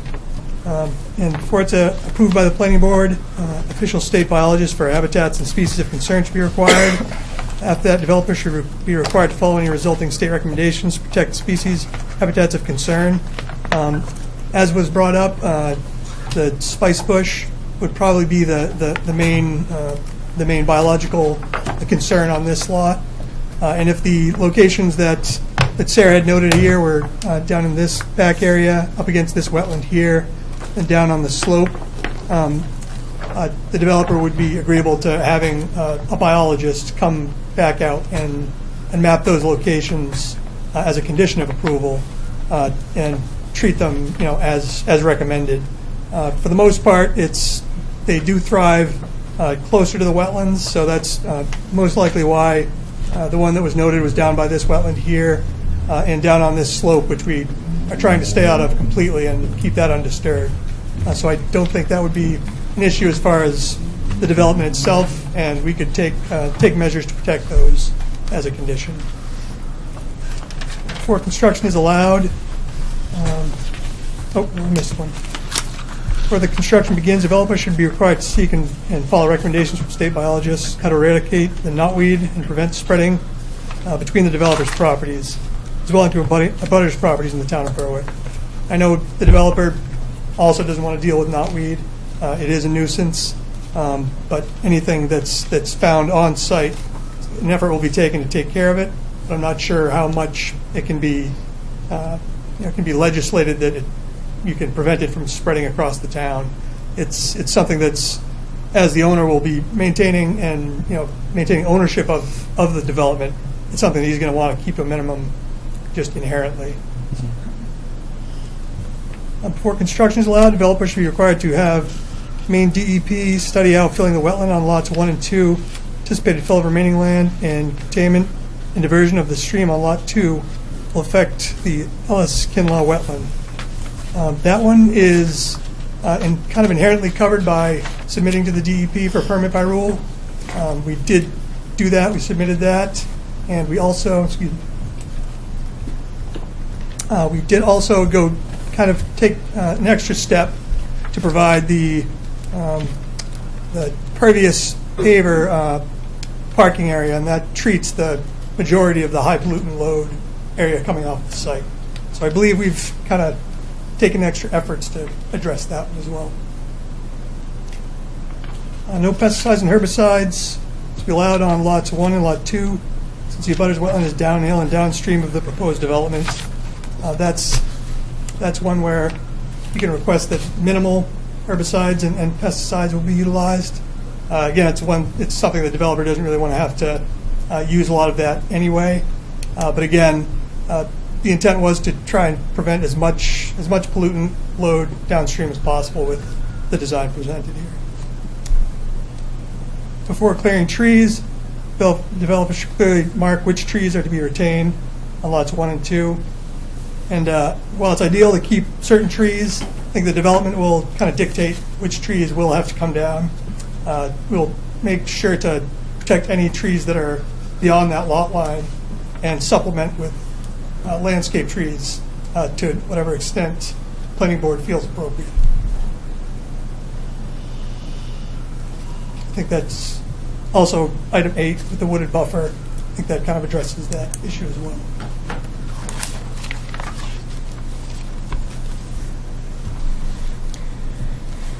I guess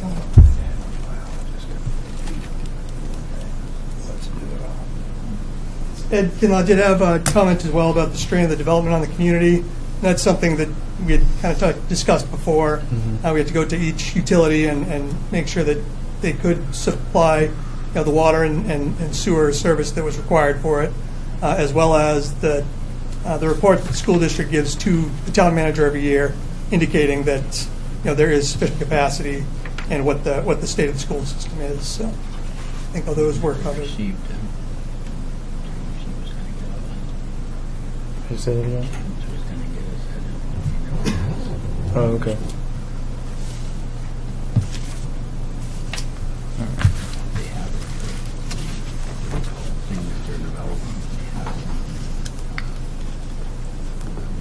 The comp plan? Okay. So in the comprehensive plan, it talks about the schooling and the infrastructure for fire, police, and stuff like that. And that's what Jerry was just noting, that in the new comp plan, it targets all of those. I think James has that information because they're pulling it together for the comp plan. Yes, he probably does. We've asked to see that. I know Phil has a couple times, from the sewer, the water, the school. Yeah, well, I think the problem with it is getting them to say more than we have sufficient capacity, and we'll let you know when it becomes a problem. Is a little bit difficult getting them to kind of. I won't say it's like nailing Jello to a tree, but I will say it's definitely an exercise. As far as the school districts, again, they report to James every year, and he is working on that. He may have that. I know that we do have current figures. That's a little bit outdated, but current figures are we're currently a whole whopping 4 students higher than like 1980 or 1990. So we're kind of, and the superintendent, all of the one thing I will tell the board is that when these applications are received, and the public may not be aware of this either, when these applications are received, the developers are required for any of these to submit a digital copy as well, which goes to Terry. Terry immediately sends it out to Hannah. It also goes to police. It goes to fire. Everybody gets to take a kick at the can, so to speak. Water, sewer, everybody has to get a kick at the can to make sure that before you guys even see it, they've reviewed it, so if they have a problem, they can tell us that they can't support it. And that's all we really look for in the application, is just for those letters saying that they have adequate supply. Yes, and you will probably never see an application that does not have one of those letters saying they have adequate supply, because if there is not adequate supply for water, not adequate supply for sewer, if police, fire, if any of the services feel like they're overburdened and they say that, dollars to donuts, the applicant would probably remove their application, knowing that they're not going to be able to get the services for whoever they're putting in. And we do often see conditions by Chief Plant for Fire that he needs this or that, or so they do take it, look at it, consider it, and give us as a board recommendations to put onto the project. So it is covered. Yeah, fire is typically who we get the most comments from, Correct. as far as hydrants, turnarounds, things like that. They have a little more skin in the game and bigger equipment to play with. But they are all reviewed, and I don't know that the general public is aware that they are all reviewed by all of these entities, but they are.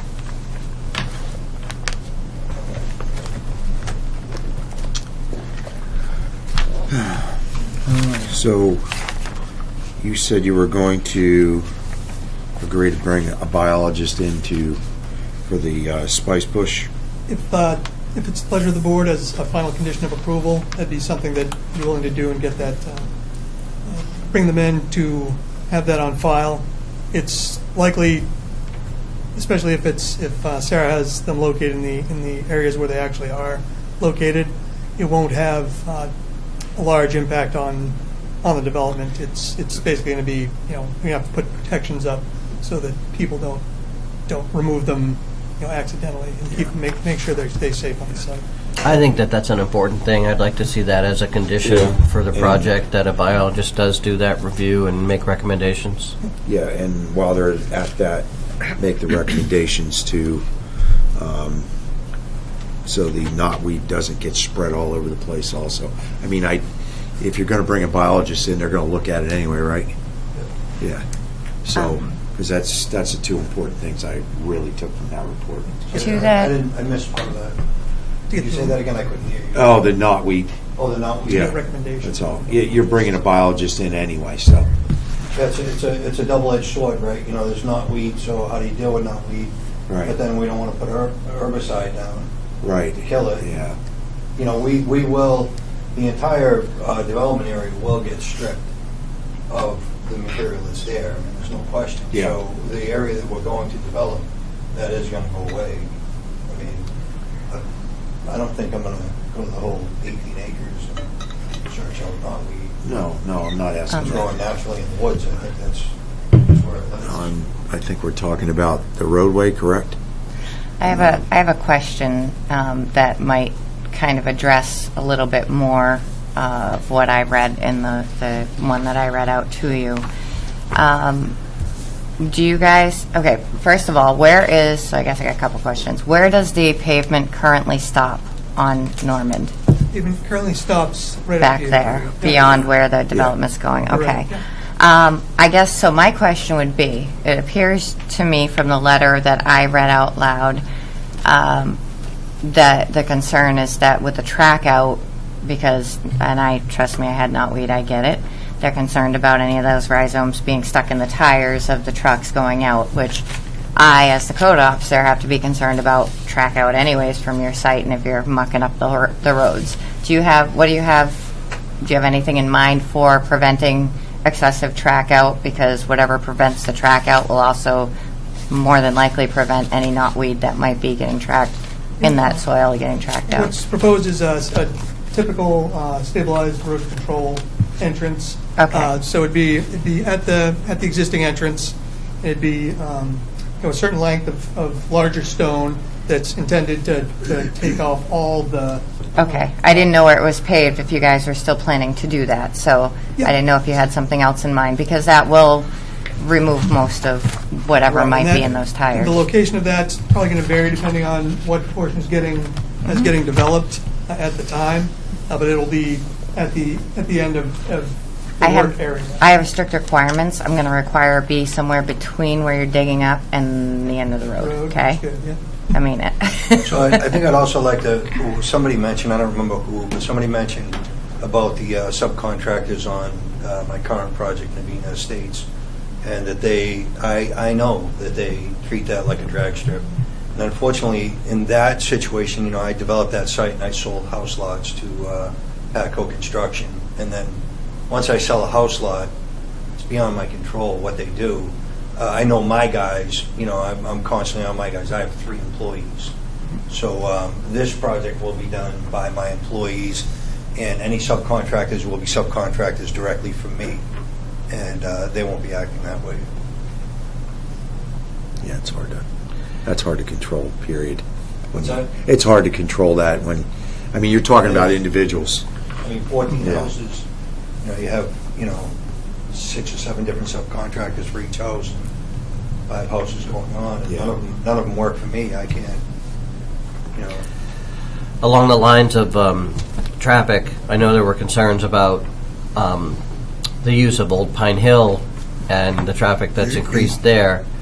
But the developer isn't responsible for stop signs and crosswalks and things on the town road. No, that has to go through the state. So I understand the concern of the public that it would be great to be able to just throw speed bumps in and stop signs and lights and crosswalks, but as far as the development goes, it's not under that jurisdiction. Right. And the initial traffic assessment that we provided basically shows, and the reason we did it so detailed is this one is kind of dictated by the trips it generates, where if you generate too many trips, you'd end up having to do a second entrance out here. So it's, we're sure to make that detailed and be as cautious as we could with it. So I will say for the people that are concerned, both here and at home, that James Bellissimo, the town manager, is the one that reaches out to the state for the Department of Transportation to send along any comments or concerns that residents have about the roads, so they can email him if they want something.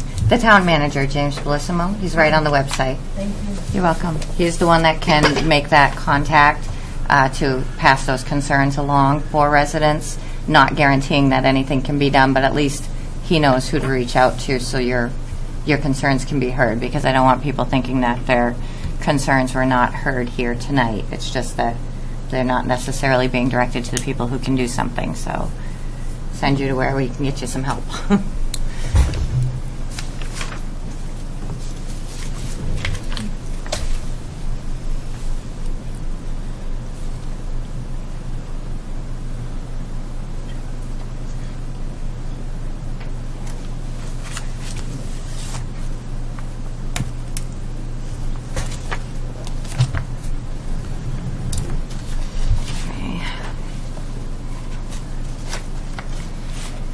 Right, so with the water flow, how it states is the water flow going, you basically can't change the water that's flowing, correct? Like the amount of water as far as the going drainage, off. the stormwater runoff, Yes. no, what we're basically doing is we're increasing the size of the culvert here. Yep.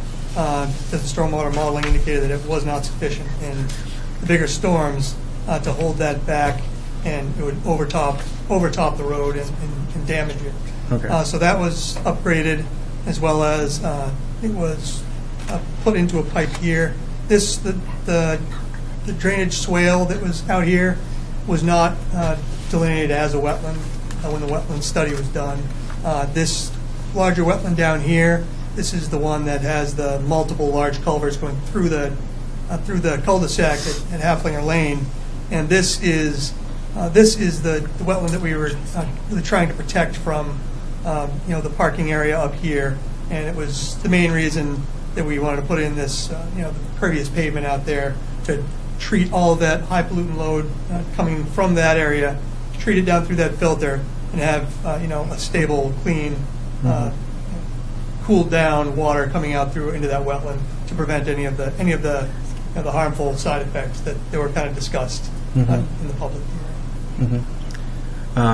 It's just one of the concerns was the abutting properties just want to make sure that the water basically stays. Like, it's not going to be a drought over there. You're not re-diverting the water. Correct. No, it's all going. It's going to be going in the same general direction. Okay. It's just we're trying to get it treated for it. And then, so I guess there's two different things. One is wetland versus wetlands. Like, you have land that gets wet, yeah, and then you have wetlands that are noted and they're on the map as.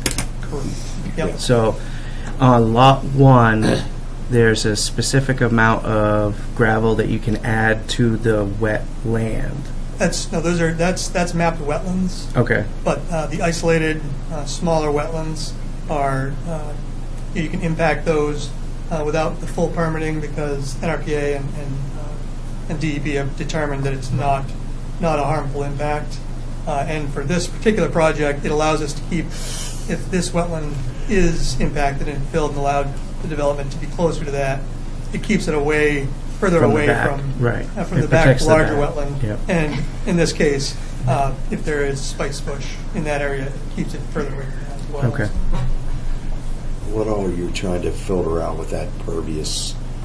You talking about like parking lot runoff? Yeah, it's basically hydrocarbons, just general Oils, suspended solids, coolants, yeah, all that stuff. anything that leaks from vehicles. Right, and we used the DEP model for the capacity and the runoff through that to design it. So it's basically getting treated to a project that would have to be, if it was big enough to be regulated by the DEP. This one's small enough, so they don't truly require any of this. This is just kind of an effort to go above and beyond and make sure that this wetland doesn't see any degradation. Hey, Mr. Chair? Yes. I'm 99% sure that Mr. Bellissimo said that we cannot do anything on that road because it's town, but we may be wrong. I may be wrong. I may have the... So after the last meeting, which I wasn't here for, but Lee J was here, Lee J reached out to Dean, who is one of our in-house transportation planners, asking about Old Pine Hill Road and any traffic calming, any types of that could be put in. And his response was, Old Pine Hill Road by the library is a town way and under local jurisdiction. He would prefer to go visit the site before he made any recommendations as to what the board may consider requesting. But he said, at a minimum, they may be looking at requiring a high visibility crosswalk marking, parking restrictions on crosswalk approaches, adequate nighttime lighting levels, and crossing warning signs, for examples. Additional considerations could be a raised crosswalk or in-road signage, and he's willing to go and visit the site and give comments to the board. Okay. So I apologize. It appears I was wrong. So now I'm wondering which road James and I were actually not talking about the same road on. Not the first time. Could have been a different part, or it could have been Pine Hill, and I don't know. Anyway. Who knows? Probably not.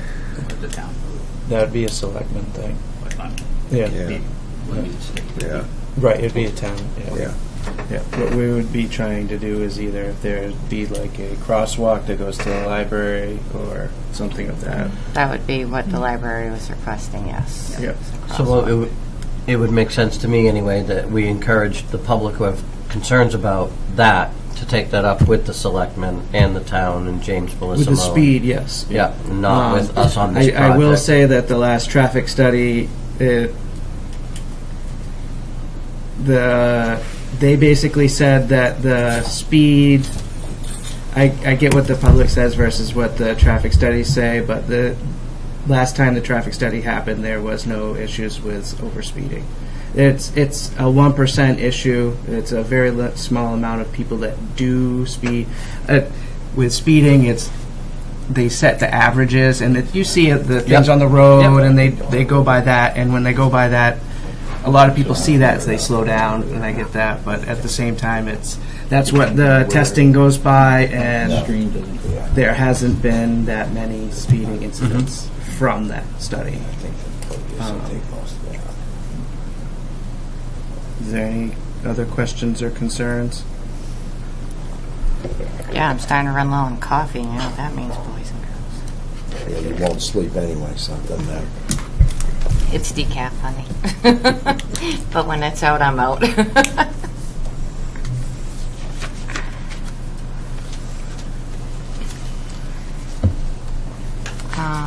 I don't think I had any other questions. So for lot 1, for the buffer in the back, would you be willing to say, like, designate a no-cut zone or just a certain area that they won't? I know the spice bush is out back there. Just at the back property line here? Yeah. I'd be hesitant to do that just due to the fact that unless the spice bush needed protecting back there. Okay. We'd take that under consideration and add that to it. Okay. The lot itself still does have, some area left, to leave that as a protection. Okay. But I try to encumber it as little as possible, just due to the fact that it's going to be a separate developer out there. It's going to be a separate house builder. Right, because we're just talking about the lot. Right. And it's a buildable lot at that point, and your building footprint can be within a certain area. Correct. Okay. Yeah. It's going to be a separate permit anyway. Is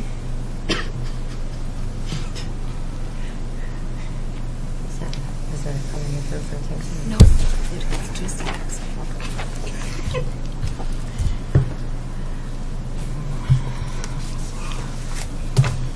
Okay. I don't see my memo from you. Is there any waivers that we're granting or voting on? I'm pretty sure if there were, they would have already been granted. Okay, all right, just making sure. Yeah. So now, So now at this point, you can consider preliminary approval and provide a list of changes you want Or made conditions. before final, or you can ask for changes and not Okay. approve the preliminary and do that next time. so going through these requested conditions.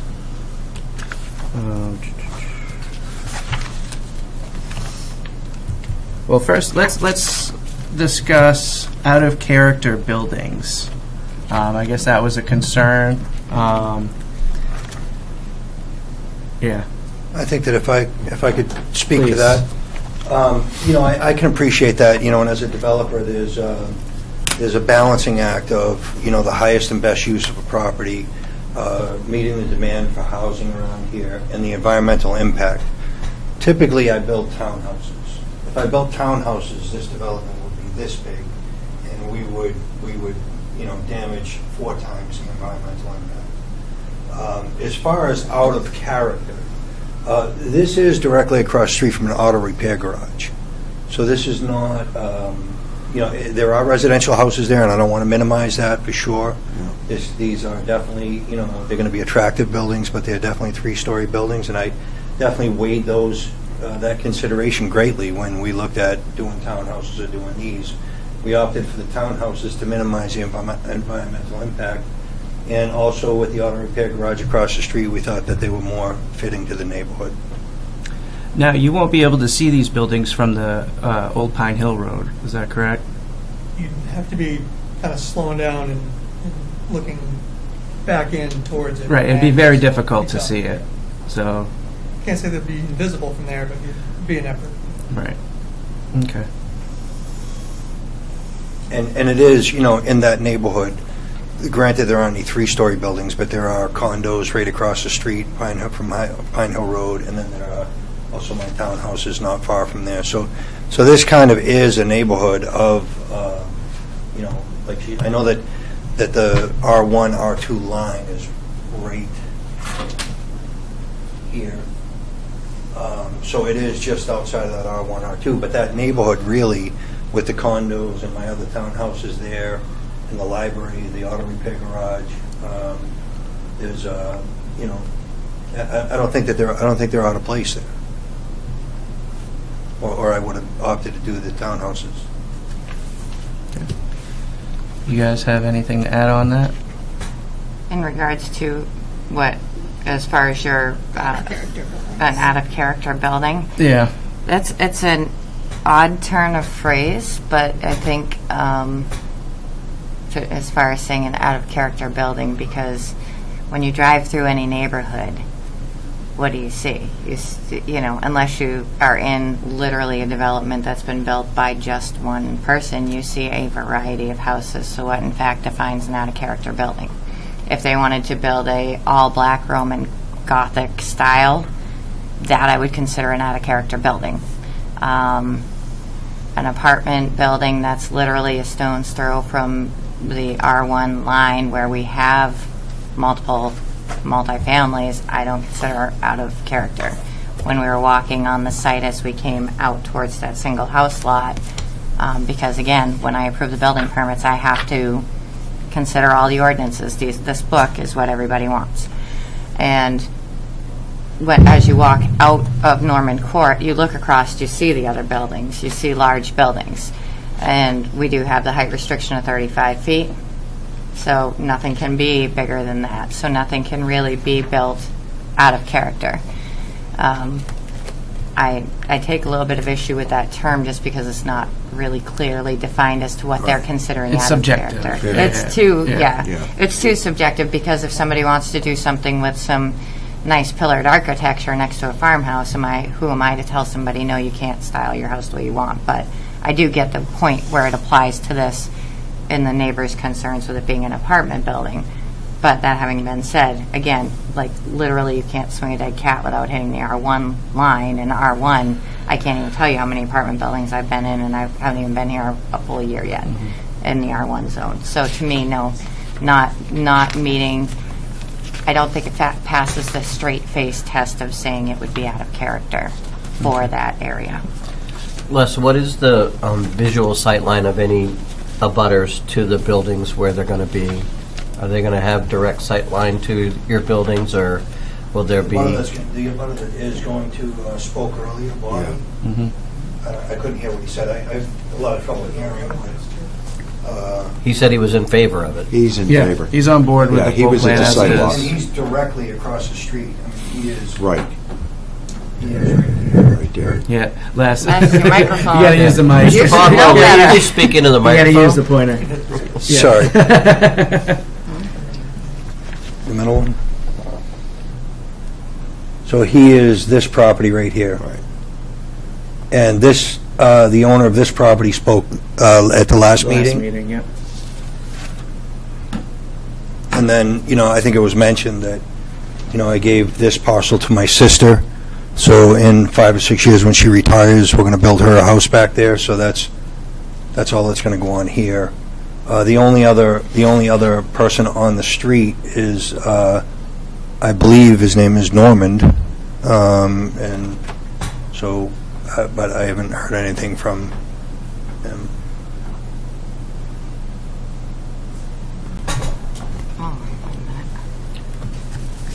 All right. And then just also to go with the out-of-character buildings, I know a little bit further down on Pine Hill Road, there is a apartment building that is 35 feet high. It's not too far away from there, and that is also an R2 zone. Yes. So that's not that far away. Just want to make that a note as well. And I can't say what's the name of it. Did you say Old Pine or Pine? No, Pine Hill. Pine Hill, Yep. yeah. I do want to address one thing. So while I recognize that because this is a project that the request for an environmental review for the Spice Bush is not at all out of line. Okay, that having been said, in regards to the rest of the tree cutting issues, yes, there were a lot of trees cut in that area recently to make all of the new homes on Halflinger Lane. So, I mean, there's already been some deforestation there, but going down there, I see it's been done, in my opinion, and as somebody who has to do some MS4 inspections down there as well as code inspections, it's been done responsibly. Now, that having been said, if he was not just this developer, literally every developer we've had come before us that people have had concerns with them cutting the trees, if they chose to just chop wood and cut these trees up, we couldn't stop them. They own the land. So I think it's very responsible and ethical to get the environmental review for the Spice Bush. But again, we do not, unless you're in a shoreland zone, we cannot control somebody cutting trees. And I want to make that clear. And even in a shoreland zone, they can do so with certain permissions, or if, like the one at the end of Norman Court, that one is rotting. It's going to be doesn't have much longer. If this doesn't get approved, or if Les and his developing corporation decide to not do it, that tree is still ultimately going to have to come down because it is going to be a major safety hazard. So as much as people get concerned about the tree cutting, please know that there is very limited that the town has any legal right to restrict. So I just feel like that should be said. While I agree with you, Irish, I would say that the reason we have the process that we do to have a public hearing and give the townspeople a chance to voice their concerns and opinions is important. And I think that it's important that they get heard, and I think that it's important that we let the developer hear it. Not that they have a requirement to do anything. We can't insist on that. Right.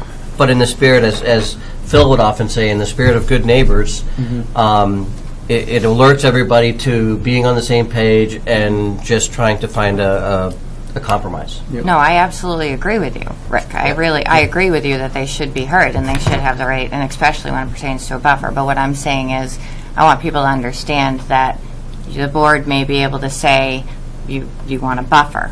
The board can't just randomly tell everybody they can't cut any trees down. Right. So I just want to make it clear so they don't think that the board is not doing what they're supposed to. Right. Because legally you can't tell them they can't cut any trees. Right. You can tell them to leave a buffer, but you can't. I don't want people thinking that you're not doing what you're supposed to. Right. But I do believe, yes, the developer should hear what the neighbors have to say about it. Yep. Also, with the property lines, there's a 10-foot buffer from both sides.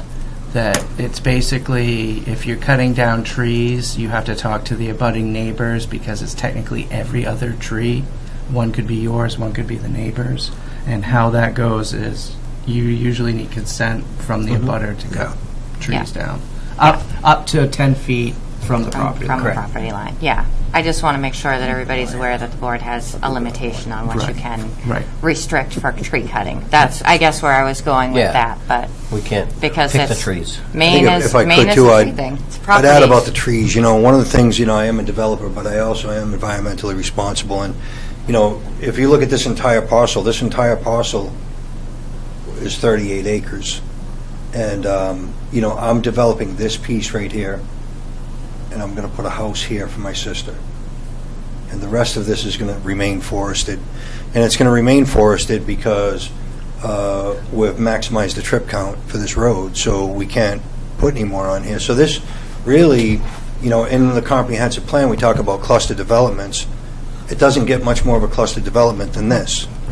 And so technically, this isn't a cluster development, but really, it meets the definition and the spirit of cluster development. And again, all of this land here, there's going to be one house back here. So, I mean, I think if I had followed a plan that I had approved previously, when we built 52 houses with this in Navina Estates, this would have been, 27, 30 houses would have went in here, road, infrastructure. A lot more impact. The amount of environmental impact would have been, horrible. And I think that's important to note, too. I mean, the requirement of free space, percentage-wise, is actually relatively small in comparison to the size that you're going to develop. But when developments have this much, significantly more than the percentage required, it's a good thing. Right. It protects that land forever. Yeah.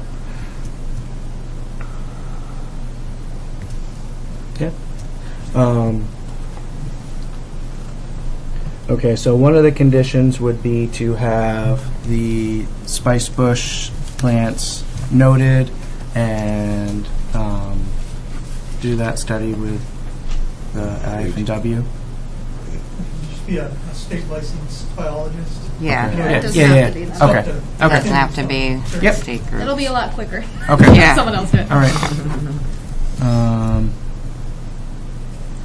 For the invasive plants, just like what Irish said earlier with the requirements that you have to do the dirt for the road. The track out. The track, yeah, Yep. the track out, which that got voted in last section for the MS4. The new requirements for that should be adequate. Let's see what else.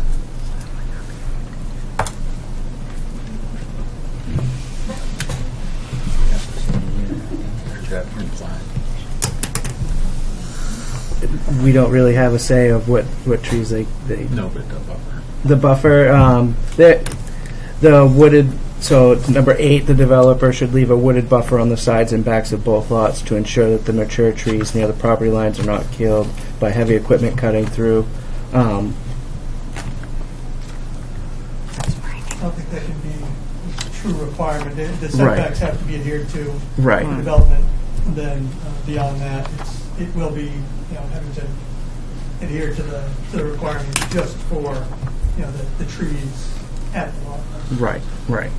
Okay. And we're only going to clear the trees that we need to clear. Right. And as right. far as the root balls of trees that we leave, I mean, we have to dig what we have to dig, but we're not going to be randomly digging out the backyard. Right, right. If we have to put a foundation in, the tree's not going to be within 25 feet of that building anyways. Right, and you're going to want to have enough separation of the tree line versus where your buildings are going to be, because you don't want pine trees crashing into your houses or in your apartments. So, I understand that.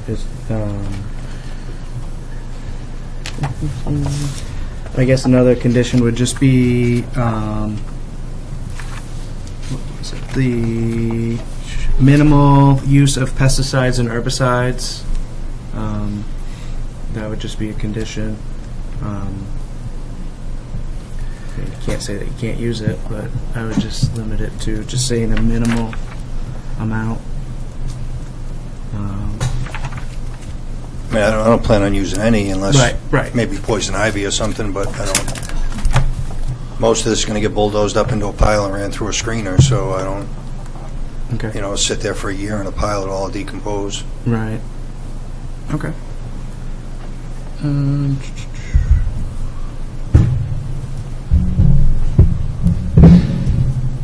then Tanuvial had that question about survey by Maine DEP.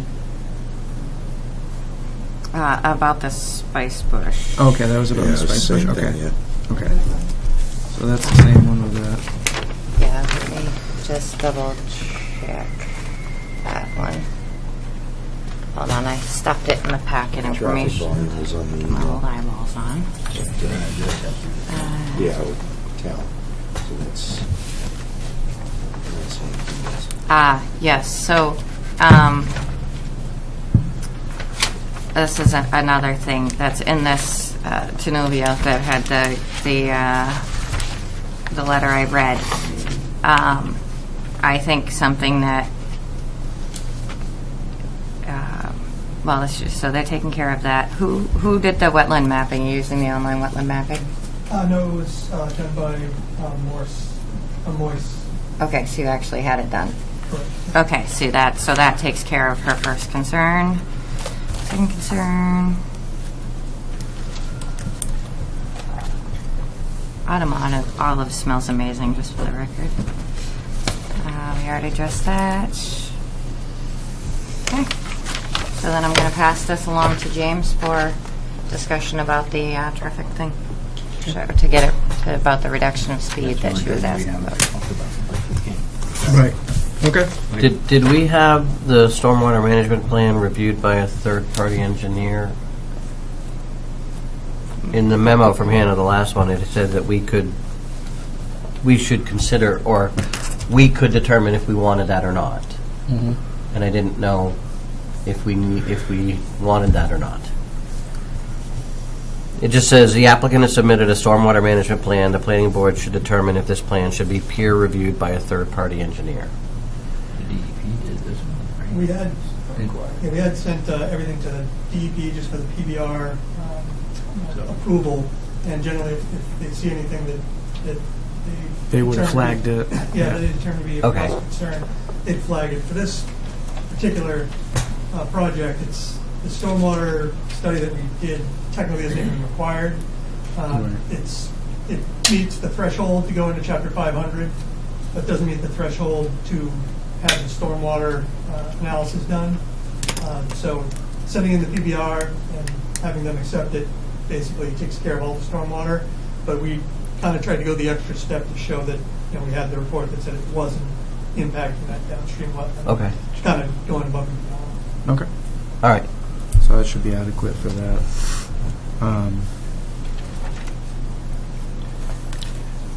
All right. So I guess the only two conditions are just the minimal use of pesticides and herbicides, and then the biologist for identifying the spice bush plants and limiting, I guess, just identifying them and then possibly staying away from them. We have a biologist that we've utilized to do that previous to this. Yeah, it'd be noted on the plans. Right. Okay. All right.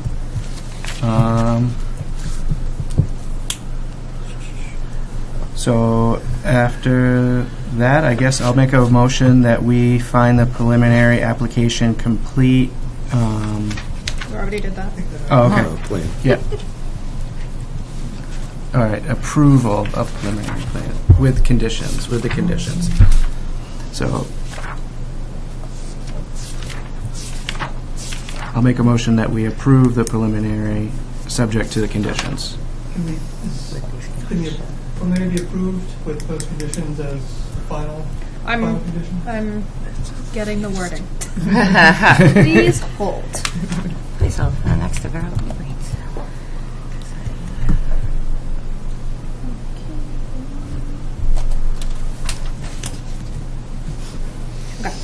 When granting approval to a preliminary plan, the board shall state the conditions of such approval, if any, with respect to the specific changes which it will require in the final plan, the character and extent of the required improvements for which waivers may have been requested, and which the board finds may be waived without jeopardy to the public health, safety, and general welfare, and the construction items for which cost estimates and performance guarantees will be required as prerequisite to the approval of the final plan.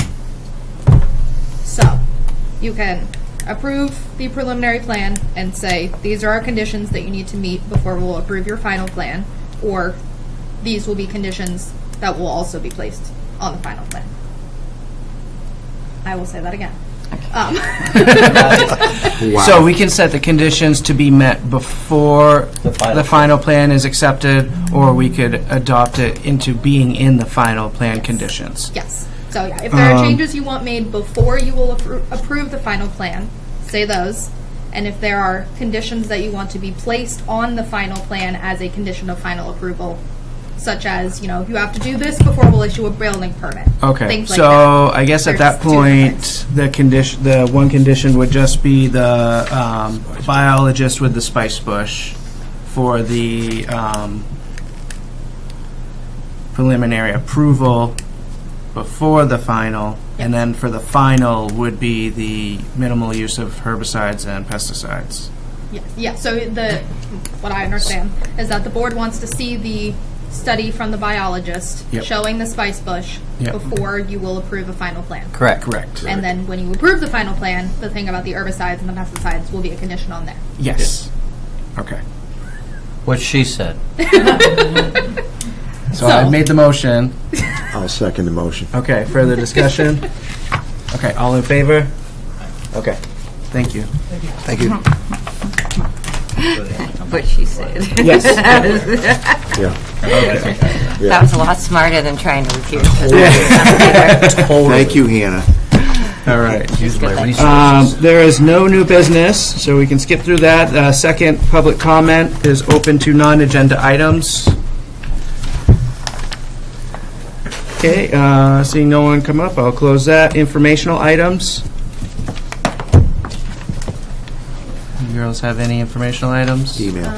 We have our training next week at 6? 6. Yeah. 6 with myself, Lee J, and our attorney, Phil Saucier. And that is after our Your attorney. sidewalk. Yes. But I will send out a reminder What time's the sidewalk? What sidewalk? 5. For what project? for Wentworth Solar. Yeah. Yeah. Thanks. And, I guess you said that last time, didn't you? Again, make sure you have all your questions written out so we can make the most use of the time. And if anyone would like to come in and continue watching the video, we will make it available if you let us know. Laptop's always available for you to come in and sit and watch it. And, I got to get the first hour in. we only made 49 minutes of it. Yeah. They told me it was an hour and a half. It turned out to be a 3.5 hour video. Not And what we wanted. Did you guys end up watching it all yesterday? Not all of it. Okay. You can. And duly noted, I did not touch my microphone. I would like to give Mr. Ganarelli a little personal round of applause from the Kudos. BCM media people for not touching his microphone. Good job. Hey, Jerry. I saw that. I don't think we have anything else for the planning board right now. Okay. Make a motion that we adjourn. I'll second that motion. Okay, all in favor? Okay, good night. Good night, folks.